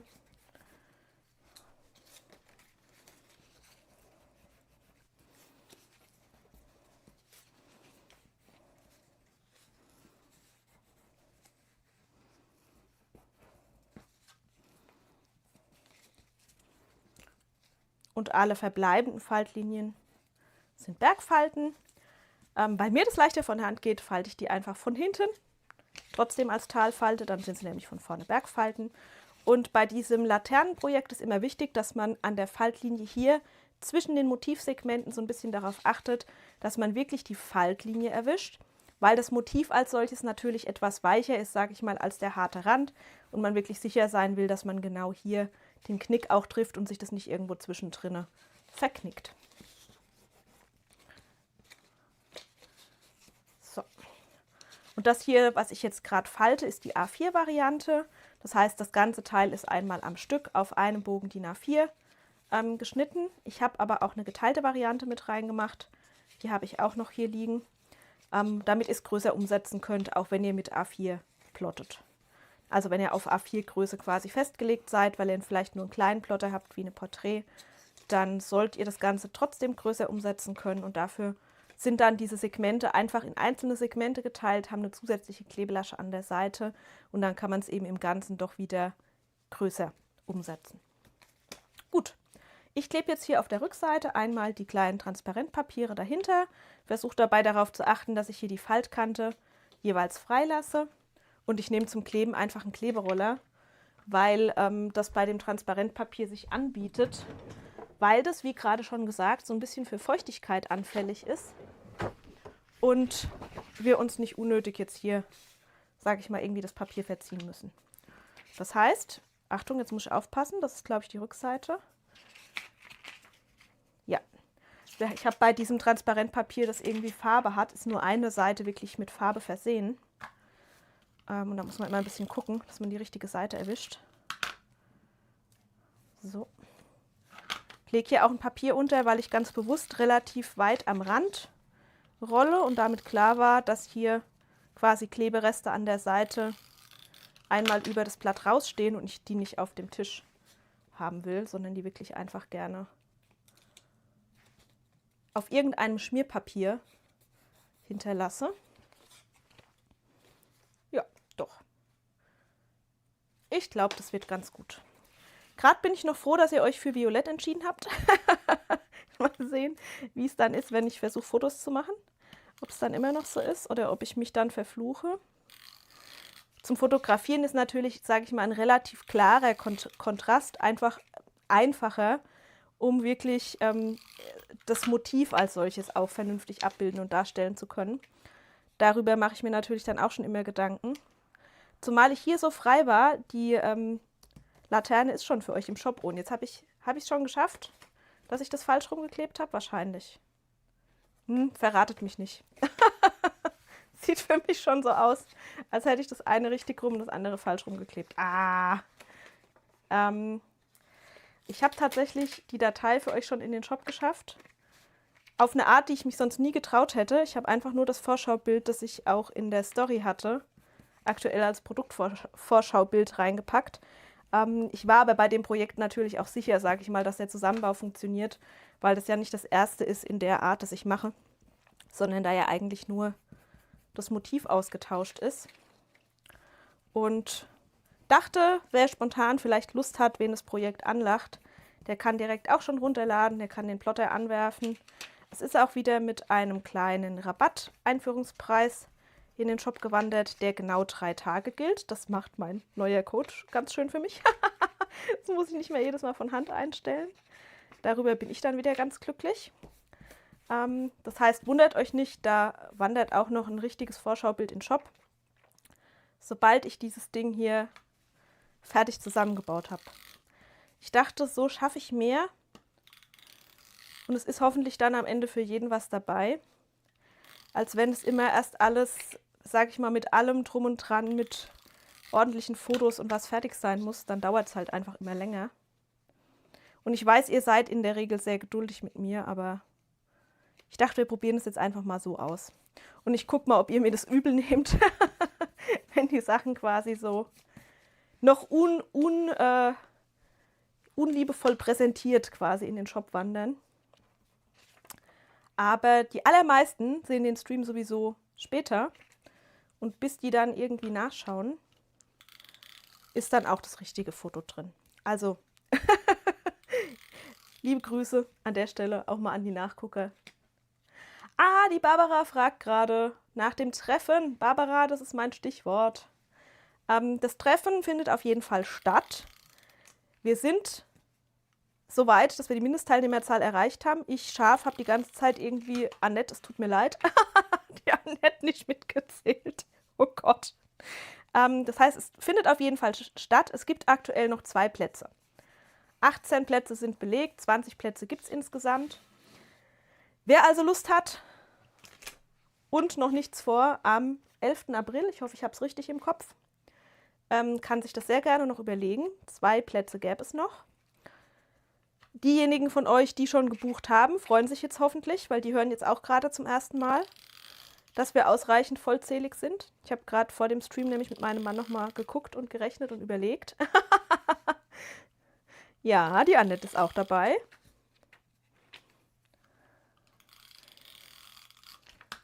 Und ich freue mich wie immer aufs Treffen. Ich freue mich schon sehr. Und diejenigen, die gebucht haben, freuen sich jetzt hoffentlich gerade auch. So, Transparentpapier klebt. Jetzt muss ich das Ganze noch verschließen. Dafür drehe ich das Teil einmal um, sodass ich auf die Rückseite schaue. Und jetzt haben wir hier diesen speziellen Boden, den ich einmal anklebe. Dafür klappe ich das Teil mit der Zusatzlasche einmal nach oben und das Teil hier nebendran auch. Und das werde ich jetzt gleich hier einmal aufkleben. Und dafür trage ich einmal hier auf diesem kleinen Ohr Kleber auf.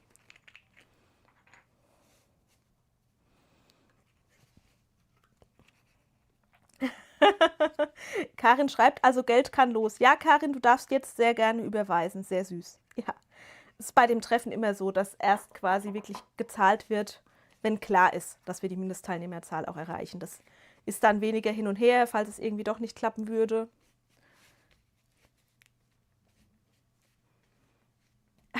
Wie schön. Sind doch auch einige von euch da, die sich freuen. Das freut mich auch.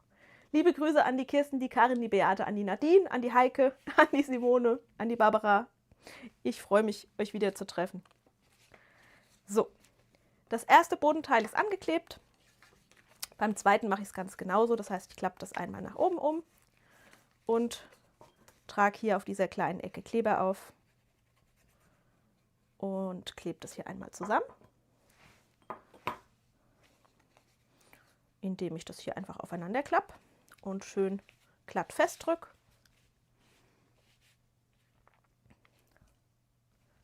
Die Theresa freut sich auch schon. Ja, ich glaube auch, Kim.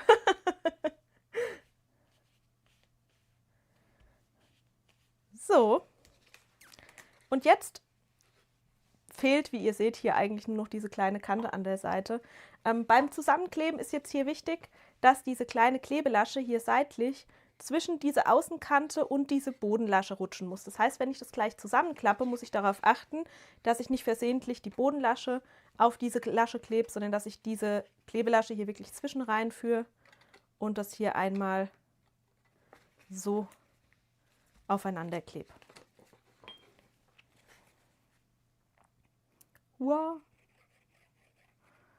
Nicht bedacht gerade, dass das die Flasche mit der breiten Öffnung ist.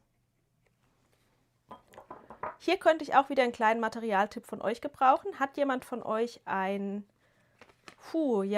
schmales Geschenkband, am liebsten mit Drahtkern, also irgendwie Kordel mit Drahtkern in hübsch, was hier oben gut hinpassen würde, weil ich greife sonst nachher einfach wieder zu meinem goldenen Band, das ich immer habe.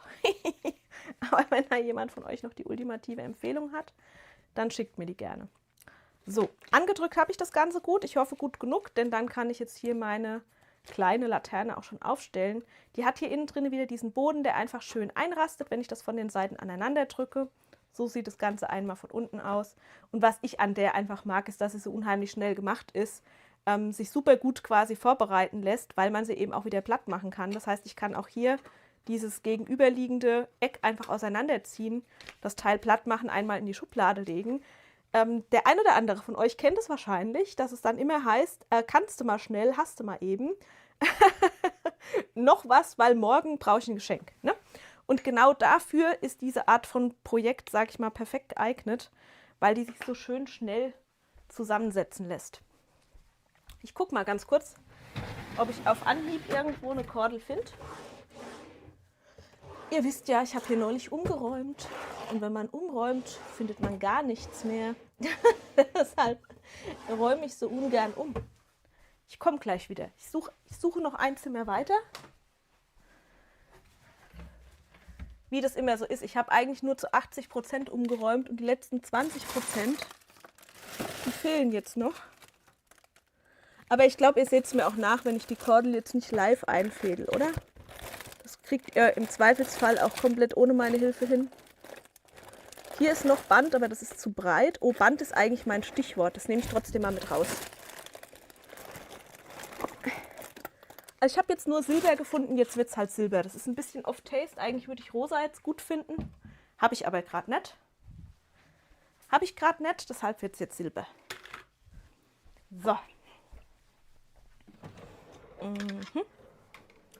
Da habe ich nämlich noch einen kleinen Tipp, und zwar muss das Band hier oben natürlich, sage ich mal, breit genug sein oder lang genug, dass es eben nicht zu knapp ist, um hier wirklich auch durch alle Löcher zu gehen, wenn das Ganze einmal flach gelegt ist. Das heißt, man kann sich so im flach gefalteten Zustand das Band eigentlich ganz gut anmessen, um sicher zu sein, dass es nicht zu kurz ist. Weil wenn man es dann platt zusammenlegt oder auch quasi hier oben das Ganze einmal schön öffnen will, ne, um irgendwie das rauszuholen, was da vielleicht auch an Geschenk innen drin ist, dann ist es natürlich gut, wenn das Band einfach lang genug gehalten ist. Das heißt, kalkuliert da einfach nicht zu knapp, orientiert euch mindestens, sage ich mal, hier an der doppelten Schachtelbreite, gerne ein bisschen mehr, um einfach ein bisschen Spiel zu haben, wenn man das Ganze oben aufklappt.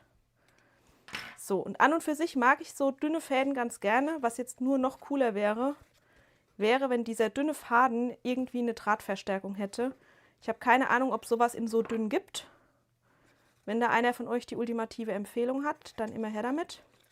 Beim Fädeln habe ich jetzt wie selbstverständlich hier auf einer Dachseite außen angefangen, fädel dann von außen nach innen.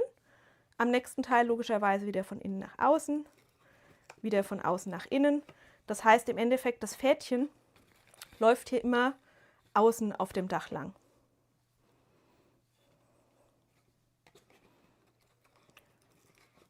Ja, die Daniela schreibt gerade, manchmal findet man beim Umräumen auch was wieder. Ja, auf jeden Fall, Daniela. Bei mir ist nur immer das Problem, dass ich dann irgendwie, weiß ich nicht, bei ab 80% habe ich gefühlt keinen Bock mehr oder wichtigere Projekte. Und dann stehen die restlichen 20% lange so, wie man sie eigentlich nicht haben will. Also da muss ich mich immer an die eigene Nase fassen. Meistens fällt mir beim Umräumen oder Aufräumen irgendwas in die Hand, wo ich dann irgendwie spontan eine Idee habe und mich dann ablenken lasse, so quasi.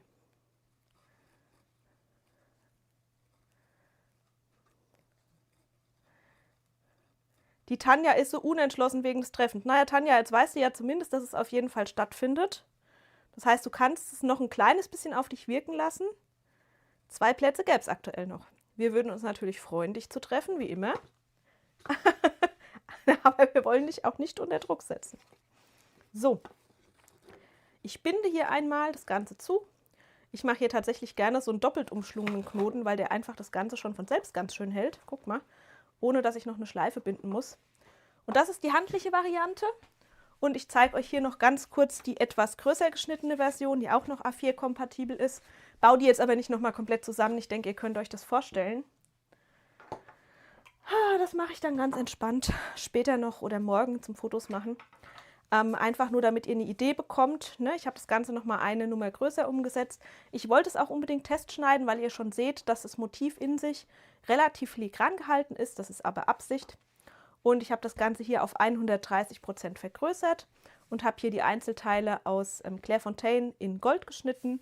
Und dann ist der Unterschied eben einfach nur der, dass ihr die nicht alle schon direkt am Stück habt, sondern dass man die eben zunächst noch selber miteinander verbinden muss.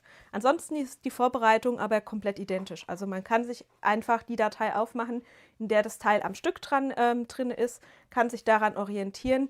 Wichtig ist hier eigentlich nur, dass die immer im Wechsel quasi liegen. Einmal die Spitze, einmal das mit der Doppellasche, einmal die Spitze, einmal das mit der Doppellasche, damit sich das am Ende ausgeht und man immer diese Klebelaschenpaare quasi zueinander findet. Ich müsste jetzt quasi selbst einmal ganz kurz gucken. Ich glaube, ich müsste es genau einmal umsortieren, richtig? Ich lege es euch noch einmal richtig hin, damit diejenigen, die sich die Mühe machen, das Video anzugucken, am Ende nicht irritiert sind. Genau, mein Hirn hatte keinen Knoten. Es müsste quasi einmal so. So und so. Es würde andersrum auch funktionieren, dann ist es aber mit dem Verschließen der letzten Lasche ein kleines bisschen komplizierter, wenn man die genau so anordnet, dass man mit dieser Doppellasche beginnt. Dann kommt hier die Spitze, dann die Doppellasche, dann die Spitze. Dann sind diese 2 Paare, die hier jeweils unten zusammengeklebt werden, schon direkt beieinander. Das heißt, die beiden würde man am Boden verbinden und die beiden würde man am Boden verbinden. Deshalb ist es eigentlich ganz gut, wenn man die Reihenfolge einhält. Also einfach, wer die geteilte Variante schneiden will, weil er dann einfach mehr Raum auf dem Papier ausnutzen kann. Am besten die Am-Stück-Variante aufmachen, einmal reingucken, wie die aussieht und dann die Teile zusammenkleben. Fertig. So, ich kann mir die auch in Gold sehr schön vorstellen. Ich mache hier, wie gesagt, bewusst kein Transparentpapier hinten dran, weil ich das sehr gern mit dem Schattenwurf mal noch testen will. In diese große Variante kann ich mir vorstellen, kann man auch die Akkulampe reinstellen, die wir letzte Woche bei der Blume uns auch angeguckt haben. Oder war das schon vorletzte Woche? Aber das war so ungefähr der Plan für die größere Version, die ich dann morgen ganz entspannt falten und kleben will. So, jetzt brauche ich mal einen Zettel, damit ich nichts Wichtiges vergesse. Lasst mich mal gucken. Die Körbchen habe ich euch noch vorenthalten. Den Ring haben wir geklebt. Die Körbchen sind jetzt eigentlich das Einzige, was noch fehlt. Und ich habe noch eine Karte. Da muss ich aber den Plotter wieder überschreien. Die können wir uns sonst auch nächste Woche noch anschauen. Obwohl nächste Woche, wie ist es nächste Woche? Ist genau ein Tag vor Valentinstag. Die eignet sich als Last-Minute-Karte. Gut, also die Teile räume ich einmal ab und habe noch eine 3D-Drucksache für euch, wo ich sehr gespannt bin, was ihr dazu sagt. Oder auch zwei. Nämlich, guckte mal hier. Das war quasi ein Wunsch von Annette, den ich hier umgesetzt habe. Und ich liebe es selbst. Schaut mal. Hier habe ich Band. Das musste ich aber auch nicht finden. Das habe ich speziell gekauft. Ich habe noch ein Körbchen gebaut. Das Körbchen hier mit den Blümchen kennt ihr schon. Das steht aktuell hier als Stiftehalter und Co. auf meinem Tisch. Genau. Ne, das war die Blümchen-Variante mit dem Blumenrand. Und Annette hatte irgendwie die Idee, dass man doch irgendwas machen könnte, wo man mit einem Band arbeiten kann. Und ich habe kurz überlegt, ob ich ein hübsches Band habe und dann beschlossen, dass ich kein hübsches Band habe. Und wollte eben auch schauen wegen den Breiten. Die 40 mm scheinen eine sehr gängige Breite zu sein. Und ich mag hier einfach die Materialkombination, dass sich zu dem Plastik in Anführungszeichen aus dem 3D-Druck jetzt einfach noch ein textiles Element gesellt. Fand ich sehr, sehr nett. Man druckt hier relativ viele Stäbchen, damit man eben immer schön durchschlingen kann. Ich habe das wieder mathematisch monkig aufgeteilt, damit ihr theoretisch, sage ich mal, auch Muster fädeln könnt, wenn ihr das möchtet. Ich bin sehr gespannt, ob euch das zusagt. Wer das umsetzen will und eine andere Bandbreite verwenden möchte, darf mir auch sehr gerne nochmal schreiben. Ich kann euch die Stäbchen auch in der Breite nochmal anpassen. Aktuell sind sie für 40 mm Bänder angelegt, sind aber natürlich trotzdem etwas größer als 40 mm, weil, ich kann euch hier so ein einzelnes Stäbchen nochmal zeigen, ihr natürlich oben und unten wieder einen Steckknupsi habt, quasi, der einmal im Boden und einmal hier oben in dem oberen Ring eingesteckt wird. Wenn ich dieses ganze Stäbchen jetzt verkleinere, zum Beispiel für ein 27 mm Band, dann würde ich den Steckknupsi mit verkürzen und das würde ich persönlich eher unpraktisch finden, sozusagen. Und deshalb habe ich das so gelöst, dass ich da wirklich die genauen 40 mm hier im Abstand gemacht habe. Und wer jetzt sagt, er braucht irgend so ein Mittelmaß, darf mir sehr gern schreiben. Dann kürze ich wirklich nur das Mittelstück ein und lasse die Steckknupsis quasi unberührt. Ich hätte es von der Idee her noch sehr nett gefunden, das habe ich aber noch nicht ausprobiert, wenn man einfach statt eines breiten Bandes, schaut mal, wenn man jetzt schmaleres Band hat, jetzt hier mehrere Bänder nimmt und das Ganze wirklich webt wie bei so einem Korb. Die Bandbreite ist jetzt gerade nicht ganz perfekt, weil ich glaube, die geht nicht genau 3-mal rein. Aber ich glaube, ihr könnt euch vorstellen, was ich meine, dass man quasi einmal hier hoch, tief webt und dann genau das nächste Band entgegengesetzt. Ich glaube, ich muss euch nicht erklären, wie ein Korb aussieht. Also ihr wisst, denke ich, was ich meine. Wenn ihr das ausprobiert, bitte, bitte schickt mir unbedingt ein Foto. Was man außerdem auch machen kann, wenn einem das mit diesem Durchziehen und Durchweben nicht so gut gefällt, ist, dass man die Schale einfach genauso macht, wie sie ist. Stellt sie euch ohne Band vor und das Band einfach komplett drumherum legt. Dadurch, dass ihr hier oben und unten diesen Rand habt, kann man das Band auch einfach um die komplette Schale ziehen und kann das außen knoten. Wollte ich euch eigentlich auch nochmal zeigen, aber das ist wieder die Sache mit dem Tag, der nur 24 Stunden hat. Habe ich einfach noch nicht geschafft. Aber ich mag die Materialkombi Textil plus 3D-Druck sehr. Und das, was ich hier gekauft habe, ist ein einfaches Baumwollband. Ich mag die Farbe. Dunkelgrün steht da, glaube ich, im Shop einfach nur dran. Ist die Farbe genau, die ich letzte Woche als Pullover getragen habe. Ja, überlegt gerne mal, wenn ihr Ideen dazu habt, noch Input für mich, noch irgendwie eine andere Stäbchenlänge oder irgendwas braucht, schreibt mir sehr gerne. Weil ich gerade die lese, die Kim, keine Schnörkeli. Nein, bei dieser Variante wirklich mal ganz bewusst, ganz schlicht und gerade. Achtung, aber ich habe auch noch was Schnörkeliges. Das hole ich euch jetzt. Ich zeige es euch auch gleich nochmal von vorne. Tada! Last minute ist hier direkt vorm Stream auch noch was Schnörkelherziges fertig geworden. Seht es mir nach, dass im Moment herzig irgendwie mein Thema ist. Es liegt einfach daran, dass der Valentinstag ja so gefühlt vor der Tür steht. Und ja, weiß ich nicht, ich bin selbst nicht der große Valentinstag-Bastler, aber es gibt so viele Anlässe im Jahr, wo man irgendwie sinnvoll was Herziges verschenken kann, sei es Muttertag, sei es Geburtstag irgendwie der besten Freundin. Euch fällt mit Sicherheit was ein, Hochzeitstag, was auch immer. Und ich stehe auf Schnörkel, das wisst ihr ja. Und ich mag auch Herzen sehr gerne und dachte hier, ein Wechsel, ein Herz quasi hochkant, eins genau gedreht, um eben diese Lücke zwischendrin sinnvoll zu füllen. So habe ich das Ganze umgesetzt. Bin gespannt, ob euch das gefällt. Es sind hier 10 Herzen, also 5 Herzen in die eine Richtung, 5 in die andere Richtung. Hier habe ich beim Einbau oder Zusammenbau noch ein bisschen einen speziellen Tipp für euch. Bei den anderen hier, bei den Stäbchen, kann man wirklich sehr gut einfach Druck, sage ich mal, hier auf der ganzen Höhe ausüben und das funktioniert hier dann am Ende auch. Aber hier habe ich es beim Zusammenbau selbst ganz gut gefunden, vielleicht einfach als Empfehlung. Ihr habt bei dem Herz 2 Steckpunkte am oberen Ende. Das heißt, ihr habt unten einen, der hier einmal in dieses Randteil reinläuft und oben 2. Kann ich auch gerade mal zeigen. Ich kann es einfach nochmal vorsichtig auseinandernehmen. Ich habe es nämlich nicht geklebt, sondern wirklich nur gesteckt. Genau, da sieht man auch schon, wo es dann wirklich stecken bleibt, nämlich oben, da wo die 2 Steckverbindungen sind, ist irgendwie auch klar, weil man bei 2 Steckverbindungen natürlich mehr Widerstand hat als bei einer Steckverbindung. Und hier ist es beim Stecken eben so, hier unten in der Mitte habt ihr diesen schönen Mittelsteg und könnt da sehr gut Druck, sage ich mal, drauf bringen, um das hier gerade in diese Vertiefung reinzustecken. Hier oben an dem Bogen, wo diese 2 Steckverbindungen sitzen, hier kann ich nicht so gut gerade Druck ausüben, indem ich hier am Herz ziehe, weil das hier unten eben nur mit Versatz ankommt. Das heißt, hier könnt ihr euch ein bisschen helfen beim Einbauen, indem ihr ein Werkzeug zur Hand nehmt. Ich nehme jetzt zum Beispiel hier einfach mal diese Pinzette. Es geht nur darum, was zu haben, womit ihr hier seitlich in das Herz reingreifen und einmal hier von oben nach unten drücken könnt. Das ist eigentlich wirklich schon alles.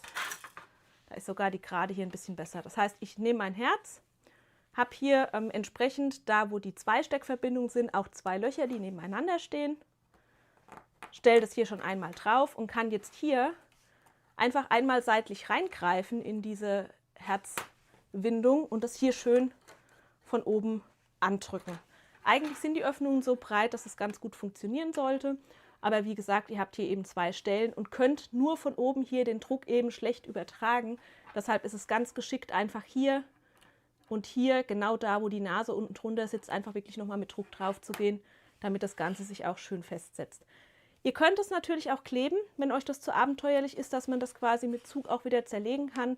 Könnt ihr einfach einen Tropfen Kleber jeweils hier in diese Vertiefung geben und dann das Herz erst einstecken. Ich habe im Moment ein bisschen einen Spleen für diese Körbchen, fragt mich bitte nicht warum. Aber es muss jetzt irgendwie noch was Schnörkelherziges her. So, und beim Einsetzen muss man sich eben so ein bisschen ringsrum arbeiten, weil man immer gucken muss, dass man wirklich hier die Vertiefung, sag ich mal, trifft. Und das Ganze wirklich an der richtigen Stelle steht, dass hier die Stecknase auch jeweils schön reinrutschen kann. Da die Herzen liegend gedruckt sind, sind die in sich wieder super stabil. Habe ich ja vorhin schon bei den Dübeln sehr viel geredet. Aber ich denke, ja, ich hoffe, diese Ausführungen ergeben für euch am Ende dann auch immer irgendwie Sinn.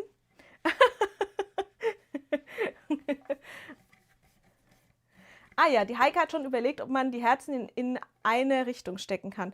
Heike, nein, aktuell jedenfalls nicht, weil die Löcher entsprechend angeordnet sind. Ich könnte mir in der 3D-Software mal angucken, ob das links-rechts reicht.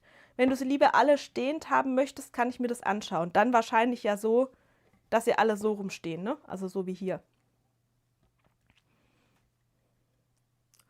Das kann ich nachgucken. Kann ich in der 3D-Software testen. Du kannst mir noch mal schreiben, wenn du willst, einfach eine kurze Mail. Dann drehe ich es in der 3D-Software einmal und schieb's dir rüber als Bild und dann kannst du sagen, ob dir das geheuer ist oder ob dir das nicht geheuer ist. Die Beate sagt, im nächsten Winter kriegen wir dann ein Körbchen mit Schneeflocken. Ja, auf jeden Fall. Ihr müsst mich nur rechtzeitig erinnern, dann kriegt ihr auf jeden Fall auch ein Körbchen mit Schneeflocken. So, gut. ich zeige euch das hier nochmal von vorne. Dürft ihr nochmal mich als Größenvergleich nebendran sehen. Und dann gucken wir noch Kundenfotos. Und dann war es das für heute, ihr Lieben. So, tada! Das Band räume ich schon mal weg. Guckt mal. Also ich liebe nach wie vor die Größe. Ich finde, die sind zum Verschenken perfekt. Wenn man irgendwie was Nettes hat, was man ein bisschen schön präsentieren will, finde ich die mega schön, um da einfach was reinzustellen. Wie immer, auch bei den 3D-Drucksachen, Fotos, Fotos, Fotos. Auch wenn die Inspirationsbilder auf Facebook, Instagram gerade vor allem sich ums Plotten drehen, freue ich mich riesig, wenn ihr das Ganze umsetzt, wenn ihr mir das fototechnisch rüberschiebt. Ich baue da dann Pinterest-Bilder draus und denke auch schon über eine weitere Inspirationsserie für den 3D-Druck nach.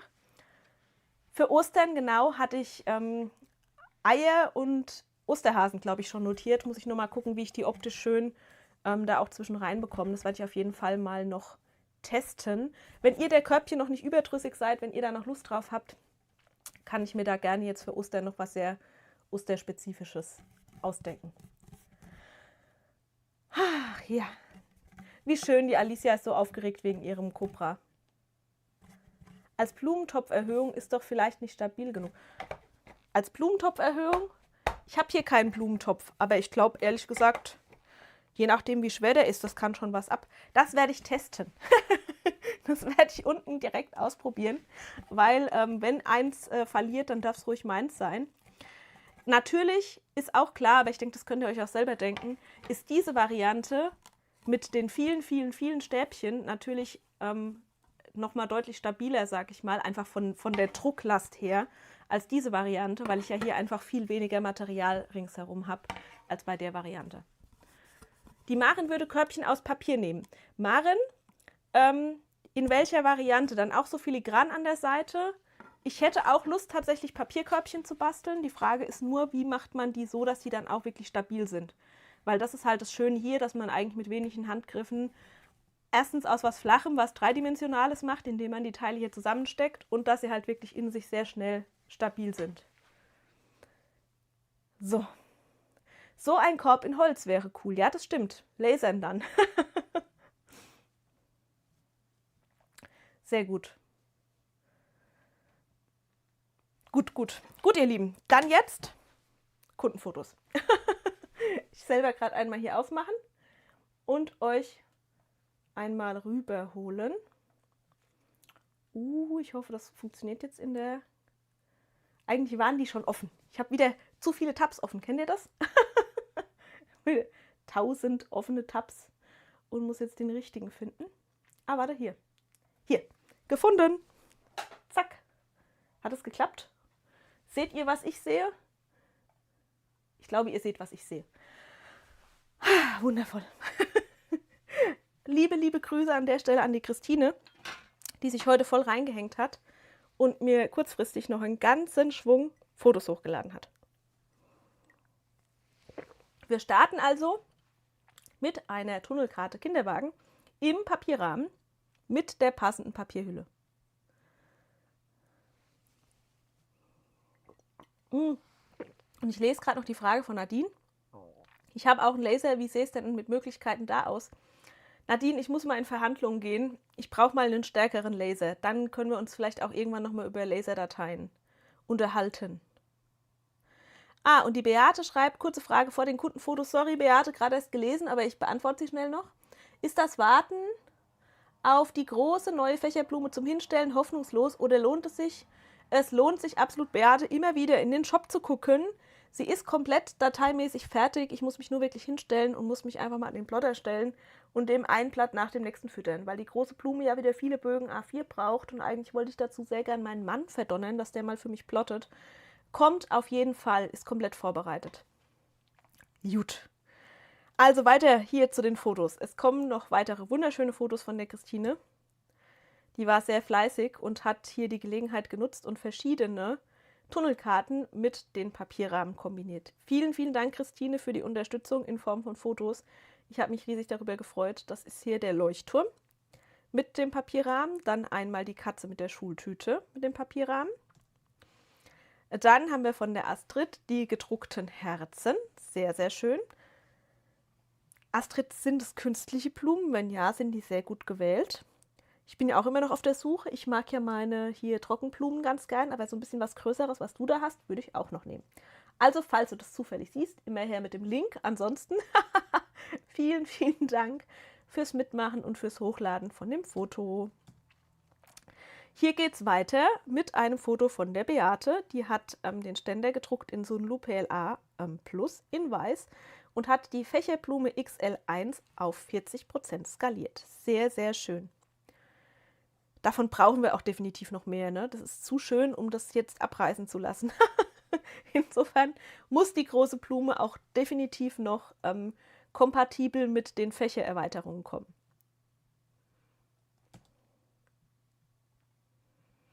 Dann habe ich hier ein Foto vom Gerd. Der Gerd hat nochmal die Mini-Tunnelkarte Blume umgesetzt und hat das Ganze hier mit einer 50er LED-Lichterkette beleuchtet und mit dem 3D-Druckrahmen für die Mini-Tunnelkarten kombiniert. Dann haben wir von der Andrea die Körbchen. Andrea, du warst so fleißig und deine Körbchen sind so schön geworden. Richtig cool, die auch im Einsatz zu sehen. 100-mal schöner, als wenn ich die hier leer fotografiere. Ich wünschte, ich hätte auch ein Händchen für. Hier geht's weiter. Die Andrea hat einen riesen Wabenhasen und auch kleine Wabenhasen und Eier produziert. Hier steht er auch nochmal. Und diese Problematik hier unten, dass die so ein bisschen Knautschfuß kriegen, werde ich mich dieses Jahr auch nochmal annehmen. Vielleicht fällt mir da noch eine Lösung ein, um das so ein bisschen zusätzlich zu stabilisieren. Hier haben wir auch von der Andrea nochmal einen ganzen Schwung. Schaut mal, wie schön mit den Tulpen. Auch nochmal so richtig schön fotografiert. Also wer Lust hat auf Wabenprojekte, jetzt könnt ihr loslegen. Noch ist Zeit bis Ostern. Und ja, die machen auch süchtig. Also wenn man da einmal angefangen hat, dann hat man auch was zu tun. Auch nochmal hier ein Herz und ein Ei daneben, einmal stehend. Dann haben wir von der Maren die Blume Maren. Die hat sich die Maren gewünscht und hat sie dankenswerterweise auch wieder sehr schön umgesetzt und fotografiert. In beleuchtet und einmal hier in unbeleuchtet. Mit relativ starkem Papier umgesetzt, hat sie auch in der Gruppe sehr schön geschrieben. War erst ein bisschen skeptisch quasi, ob das genug Leuchtpower gibt, aber da die Blume ja hier an den Seiten offen ist, kann die auch hier gut rausleuchten. Maren, ich wünsche mir sehr von dir noch ein Campingfoto, wenn dann die Blume mit zum Campen darf. Hier war die Nicole fleißig, die hat die Dekoblume umgesetzt und zwar gleich in doppelter Variante. Diese zwei Dekoblumen passen zueinander und können, wenn man sehr, sehr akkurat geklebt hat, auch ineinander eingesetzt werden. Auch super. Nicole, ein dickes Danke an dich. Du bastelst in letzter Zeit auch wirklich viele von den älteren Sachen. Ich freue mich immer total über die Bilder. Hier war die Jonna fleißig. Liebe Grüße, Jonna. Du hast dich auch nicht entmutigen lassen. Ich weiß, die erste Blume hat nicht so gut geklappt. Die zweite hat dann perfekt geklappt. Und du hast jede Menge hübsche Bilder hochgeladen. Die sind sehr schön geworden. Das war, glaube ich, noch die erste, wo du nicht so zufrieden warst. Und hier nochmal in voller Pracht. Daraus ist auch ein Pinterest-Pin geworden. Und ich glaube, das ist auch die heutige Inspiration auf Facebook und Instagram. Also vielen, vielen Dank für die wunderschöne Blume und das schöne, schöne Foto. Hier war die Martina fleißig. Und sie hat in der Gruppe so schön geschrieben, dass sie hier mit dem Aufkleben ein bisschen eskaliert ist ringsherum. Die ganzen Blümchen hat sie extra draufgeklebt. Aber ein super schönes Beispiel für die 3D-Zahlen aus Papier, die man super gut zum Geburtstag als Geburtstagszahlen verschenken kann. Und sie hat auch in der Gruppe geschrieben, die Beschenkte hat sich sehr gefreut. Das hören wir immer sehr gerne. Hier war die Heike fleißig und hat einen 3D-Rahmen umgesetzt mit dem Baum innen drin. Sehr, sehr schön. Und hier, Vera, habe ich mich gefreut, wie blöde. Musste ich gleich zweimal hingucken. Die Vera hat gleich zwei Projekte kombiniert. Die hat das Digi-Papier-Pünktchen verwendet. Schaut mal hier bei den Blümchen. Diese Zusatzlage ist mit meinem Digi-Papier-Blümchen bedruckt. Digi-Papier habe ich auch schon ewig keins mehr gemacht. Hat mich direkt in den Fingern gejuckt, aber ich habe mich super über das Foto gefreut. Und es ist super gut, Vera, dass du das auch zu dem Digi-Papier hochgeladen hast. Ich hätte das sonst nicht geschnallt, dass es tatsächlich mein Digi-Papier ist, was hier im Einsatz ist. Sehr, sehr cool. Und hier seht ihr nochmal die ganze Laterne. Ich glaube, das Einzige, was ich daran zu meckern habe, ist, in der Laterne hat doch kürzlich noch der Schneemann gewohnt, oder nicht? Du hast jetzt nicht den Schneemann an die Luft gesetzt, der muss jetzt schmelzen bei den Temperaturen und die Blümchen da reingehängt. Vielleicht verwechsel ich das auch, aber ich glaube, in dieser Laterne hat kürzlich noch der Schneemann gewohnt. Und das fand ich eigentlich sehr nett, weil er da drinnen gefühlt vorm Schmelzen sicher war. Ja, der Vera ist auch da. Sie hat die Digi-Papiere am Wochenende für sich entdeckt. Sehr cool. Ah, und die Christine wollte auch nochmal nachfragen, wegen dem Herzen mit 3 cm Durchmesser für die Reagenzgläser. Die Höhe ist 10 cm mit Flachboden. Christine, sei doch so lieb und schick mir dazu nochmal eine Mail, damit ich das nicht vergesse. Du müsstest dann für mich testen. Du müsstest mein Testdrucker sein. Ah ja, siehst du, die Laterne wird jahreszeitenmäßig umdekoriert. Okay, dann hast du dem... Du brauchst Frühling, verstehe ich komplett. Du musst mir nur versprechen, dass der Schneemann einen anderen Platz gekriegt hat, wo er sich kältetechnisch sehr wohl fühlt. Ich fand es einfach zu süß mit dem Schneemann in der Laterne.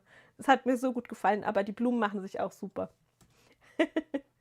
Es ist so schön mit euren Fotos, weil man das dann selber auch so ein bisschen mitbekommt und begleiten kann. Das macht mir so einen Spaß. Richtig, richtig gut. Hier haben wir ein Foto von der Christiane. Die hat den Adventskalender Stern umgesetzt und ich habe den ganz bewusst heute mit aufgenommen, weil es auch ein bisschen aufwendigeres Projekt ist und wir sind ja dieses Jahr bemüht, oder ich bin bemüht, mal mit gewissen Sachen früh dran zu sein.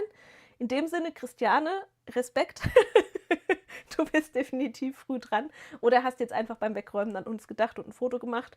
Egal was von beidem, ich freue mich auf jeden Fall. Vielen, vielen Dank für das schöne Bild.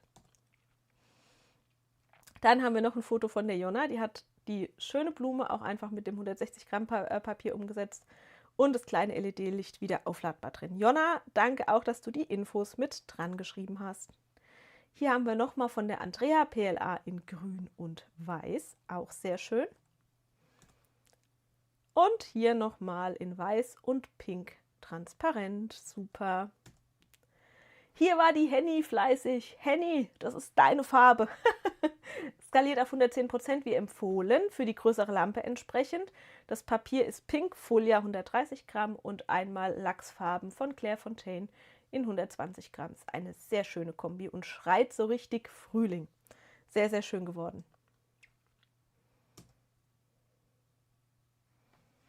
Was, Jonna, bei Pinterest steht, dass das, da ist die Blume, heißt Blume Maren.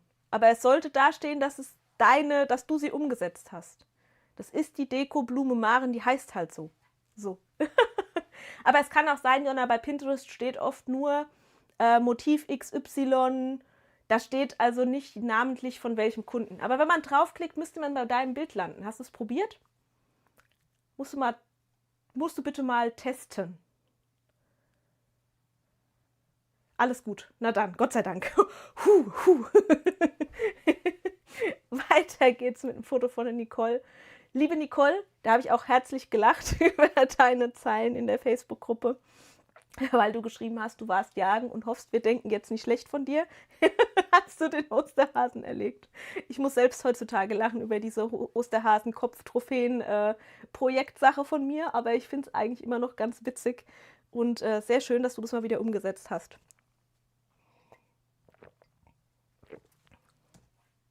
Dann auch von der Nicole, ebenfalls eine von den Fächerblumenmaren, die heißt halt so, und beleuchtet demnach mit der Akkulampe.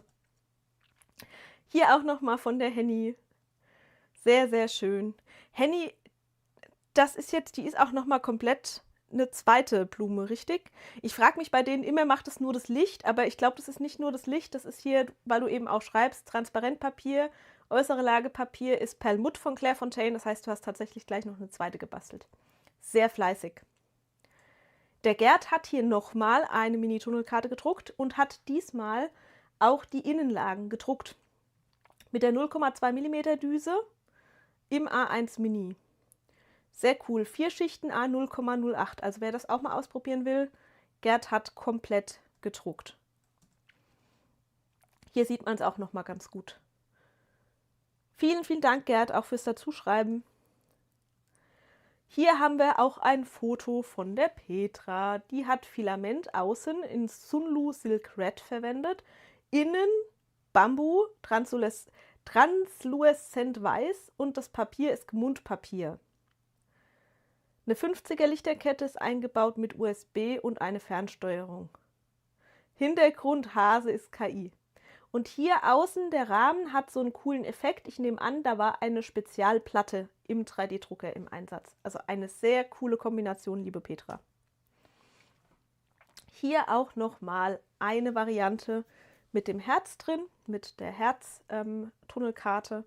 Ich habe auch noch was Herziges, Blumiges als Mini-Tunnelkarte vorbereitet. Ich habe auch ein bisschen noch gezeichnet letzte Woche.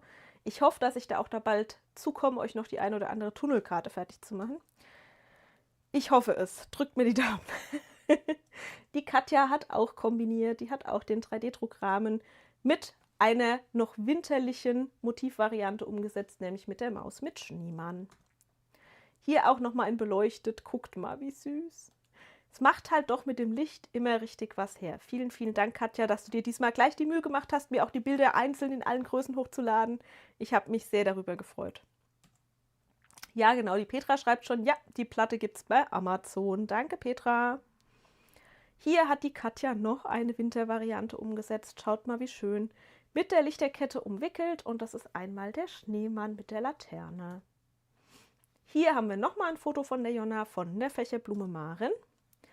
Und hier haben wir ein Foto von der lieben Annette, die auch die Schneeflocken-Lichterkette umgesetzt hat. Hier mal was ganz anderes. Liebe Grüße an die Silvia. Das ist das Osterei ohne Kleben mit dem passenden Halter, mit dem passenden Ständer. Silvia, ich habe sehr gefeiert. Du hast, glaube ich, geschrieben, du hast die Datei quasi mal noch so auf der Festplatte entdeckt und hast dir gedacht, das kann nicht schaden, die dann jetzt endlich mal umzusetzen. Finde ich sehr cool, dass ihr auch so ein bisschen durch eure Projekte wühlt und dann sogar noch an mich denkt und ein Foto macht. Vielen, vielen Dank. Hier war die Elke fleißig, die hat auch einen Ständer einmal gedruckt und mit dem Fächersternchen kombiniert. Und hier bin ich wieder bei einem Foto von der Christine angelangt. Der Schneemann, dem fehlt noch die Nase. Der wurde so vergrößert, dass alle Teile noch auf A3 passen. Ich freue mich aber auch über das, worauf der Schneemann sitzt. Da unten drunter ist eindeutig auch ein 3D-Drucker eingezogen. Und hier sind wir bei einem Foto von der Katja. Ich glaube, die haben wir uns letzte Woche auch schon in quasi Zusammenstellung angeschaut. Deshalb, liebe Katja, an der Stelle nochmal danke, wie gesagt, dass du mir die nochmal einzeln hochgeladen hast. Wunderschön. Jetzt kann ich euch das auch nochmal in groß zeigen. Katja, das hier ist auch direkt zu einem Pinterest-Pin geworden. Und ich glaube, Annette, sag mir, ob ich richtig liege, dein wunderschönes Herz hatten wir letzte Woche schon gesehen. Ich glaube, ja. Ich glaube, ihr Lieben, kann das sein? Damit sind wir durch. Haben wir es geschafft? Ich komme nochmal wieder. Wink euch wenigstens kurz.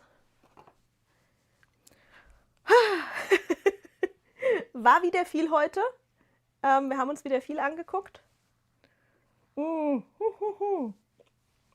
Genau, Petra schreibt, denkt an die Däumchen, sehr gerne, wer immer noch dabei ist und das hier generell als Freitagsunterhaltung gar nicht so schlecht findet, denkt ans Däumchen hier am YouTube-Video. Wir freuen uns immer. Vor allem deshalb, weil das natürlich hilft, andere genauso Verrückte zu finden, die hier mitmachen. Und Bianca, weil ich deine Frage lese, ob der hübsche Ständer inzwischen im Shop ist. Ich nehme an, du meinst den hier, der sich immer noch hinter mir versteckt.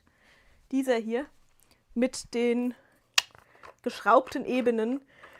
Zu meiner großen Schande nein, weil ich da endlich noch eine Version für Kerze und eigentlich auch für reinen Deko-Erhöhungsständer bauen wollte. Vielleicht schaffe ich das in der kommenden Woche. Ich will nichts versprechen, aber ich habe selbst noch den Ehrgeiz, den nicht zu vergessen, sondern den auch noch fertig zu machen. Wir haben heute wieder ganz viel Querbeet gemacht. Wir haben sowohl zum Thema 3D-Druck ein bisschen was angeguckt, auch im Slicer. Wir haben mal wieder richtig zusammen Matte geputzt und aufgefrischt. Ich hoffe, es war für jeden irgendwas Interessantes dabei. Ich würde mich sehr freuen, wenn wir uns nächste Woche Freitag wiedersehen. Ich weiß, es ist im Moment alles so ein bisschen durcheinander und gemischt, aber ich muss es auch ein bisschen so halten, wenn ich das schaffen will, jede Woche Freitag mit euch wirklich einen Stream zu machen, dass wir uns einfach gemeinsam das angucken, was die Woche über so gelaufen ist. Alles andere wäre einfach zu wild. Es ist so schon immer relativ stramm. Ich hoffe aber, ihr habt Spaß daran. Das ist für euch ein schönes Format, mit dem wir ins Wochenende starten können. Es wird immer mal ein bisschen Abwechslung geben. Es wird mal von dem einen Thema ein bisschen mehr dabei sein. Es wird mal von dem anderen Thema ein bisschen mehr dabei sein. Wenn ihr, wie gesagt, Sachen habt, die ihr gerne mal gezeigt haben wollt, fragt mich immer gerne. Ich habe es ja vorhin schon gesagt, dass mir manchmal bei Sachen einfach nicht klar ist, dass ich das viel zu lange vielleicht nicht mehr gezeigt habe oder dass es auch was ist, was man vielleicht mal zeigen sollte. Also keine Frage ist zu doof, egal ob es ums Plotten oder 3D-Drucken geht. Wenn ihr irgendwas wissen wollt, schreibt einfach. Wenn ihr nicht hier öffentlich im Stream fragen wollt, schreibt mir auch gerne eine E-Mail, das ist auch völlig okay. Und ich freue mich, wenn ich euch einfach ein bisschen mitnehmen kann. Ich versuche euch auch bei meinen Learnings mitzunehmen, wie diese Sache, wenn ich jetzt irgendwie teste, irgendwelche Sachen zu feilen. Ihr seid einfach immer mittendrin statt nur dabei. So kriegt ihr wenigstens mit, was hier so vor sich geht. Und ich hoffe, ihr habt Spaß dran. Ich habe immer noch Spaß dran und solange das so klappt, sehen wir uns freitags 20 Uhr. Also nächste Woche, gleicher Ort, gleiche Zeit, Freitag 20 Uhr. Und wir gucken mal, was es bis dahin Neues gibt. So, ich sehe gerade noch die eine Frage, bevor ich euch jetzt rausschmeiße, beantworte ich die doch auch noch direkt. Ich hoffe, ihr nehmt es auch immer voll mit, dass ich mich bemühe, das wirklich zu tun und auch keinen untergehen zu lassen. Kann man bei Caesar selbstgebaute Matten nutzen? Marina, ja, auf jeden Fall. Ich habe fast nur selbstgebaute Matte im Caesar benutzt. Kannst du. Das ist noch schnell mit abgearbeitet. Gut, ich wünsche euch ein wunderbares Wochenende. Liebe, liebe Grüße nochmal an die, die zum Basteltreffen kommen. Wundert euch nicht, ich schreibe euch auch gleich nochmal in die WhatsApp-Gruppe. Wir sehen uns auf jeden Fall im April live vor Ort. Ich freue mich schon sehr darauf. Und alle anderen hoffentlich nächste Woche Freitag wieder um 20 Uhr. Ich schmeiß euch jetzt raus, beziehungsweise gebe euch noch hier unseren wunderbaren Stream-Ende-Song. Schreibt gerne noch mal schönes Wochenende, lasst noch ein Däumchen da und kommt nächste Woche wieder. So, bis dann, ihr Lieben.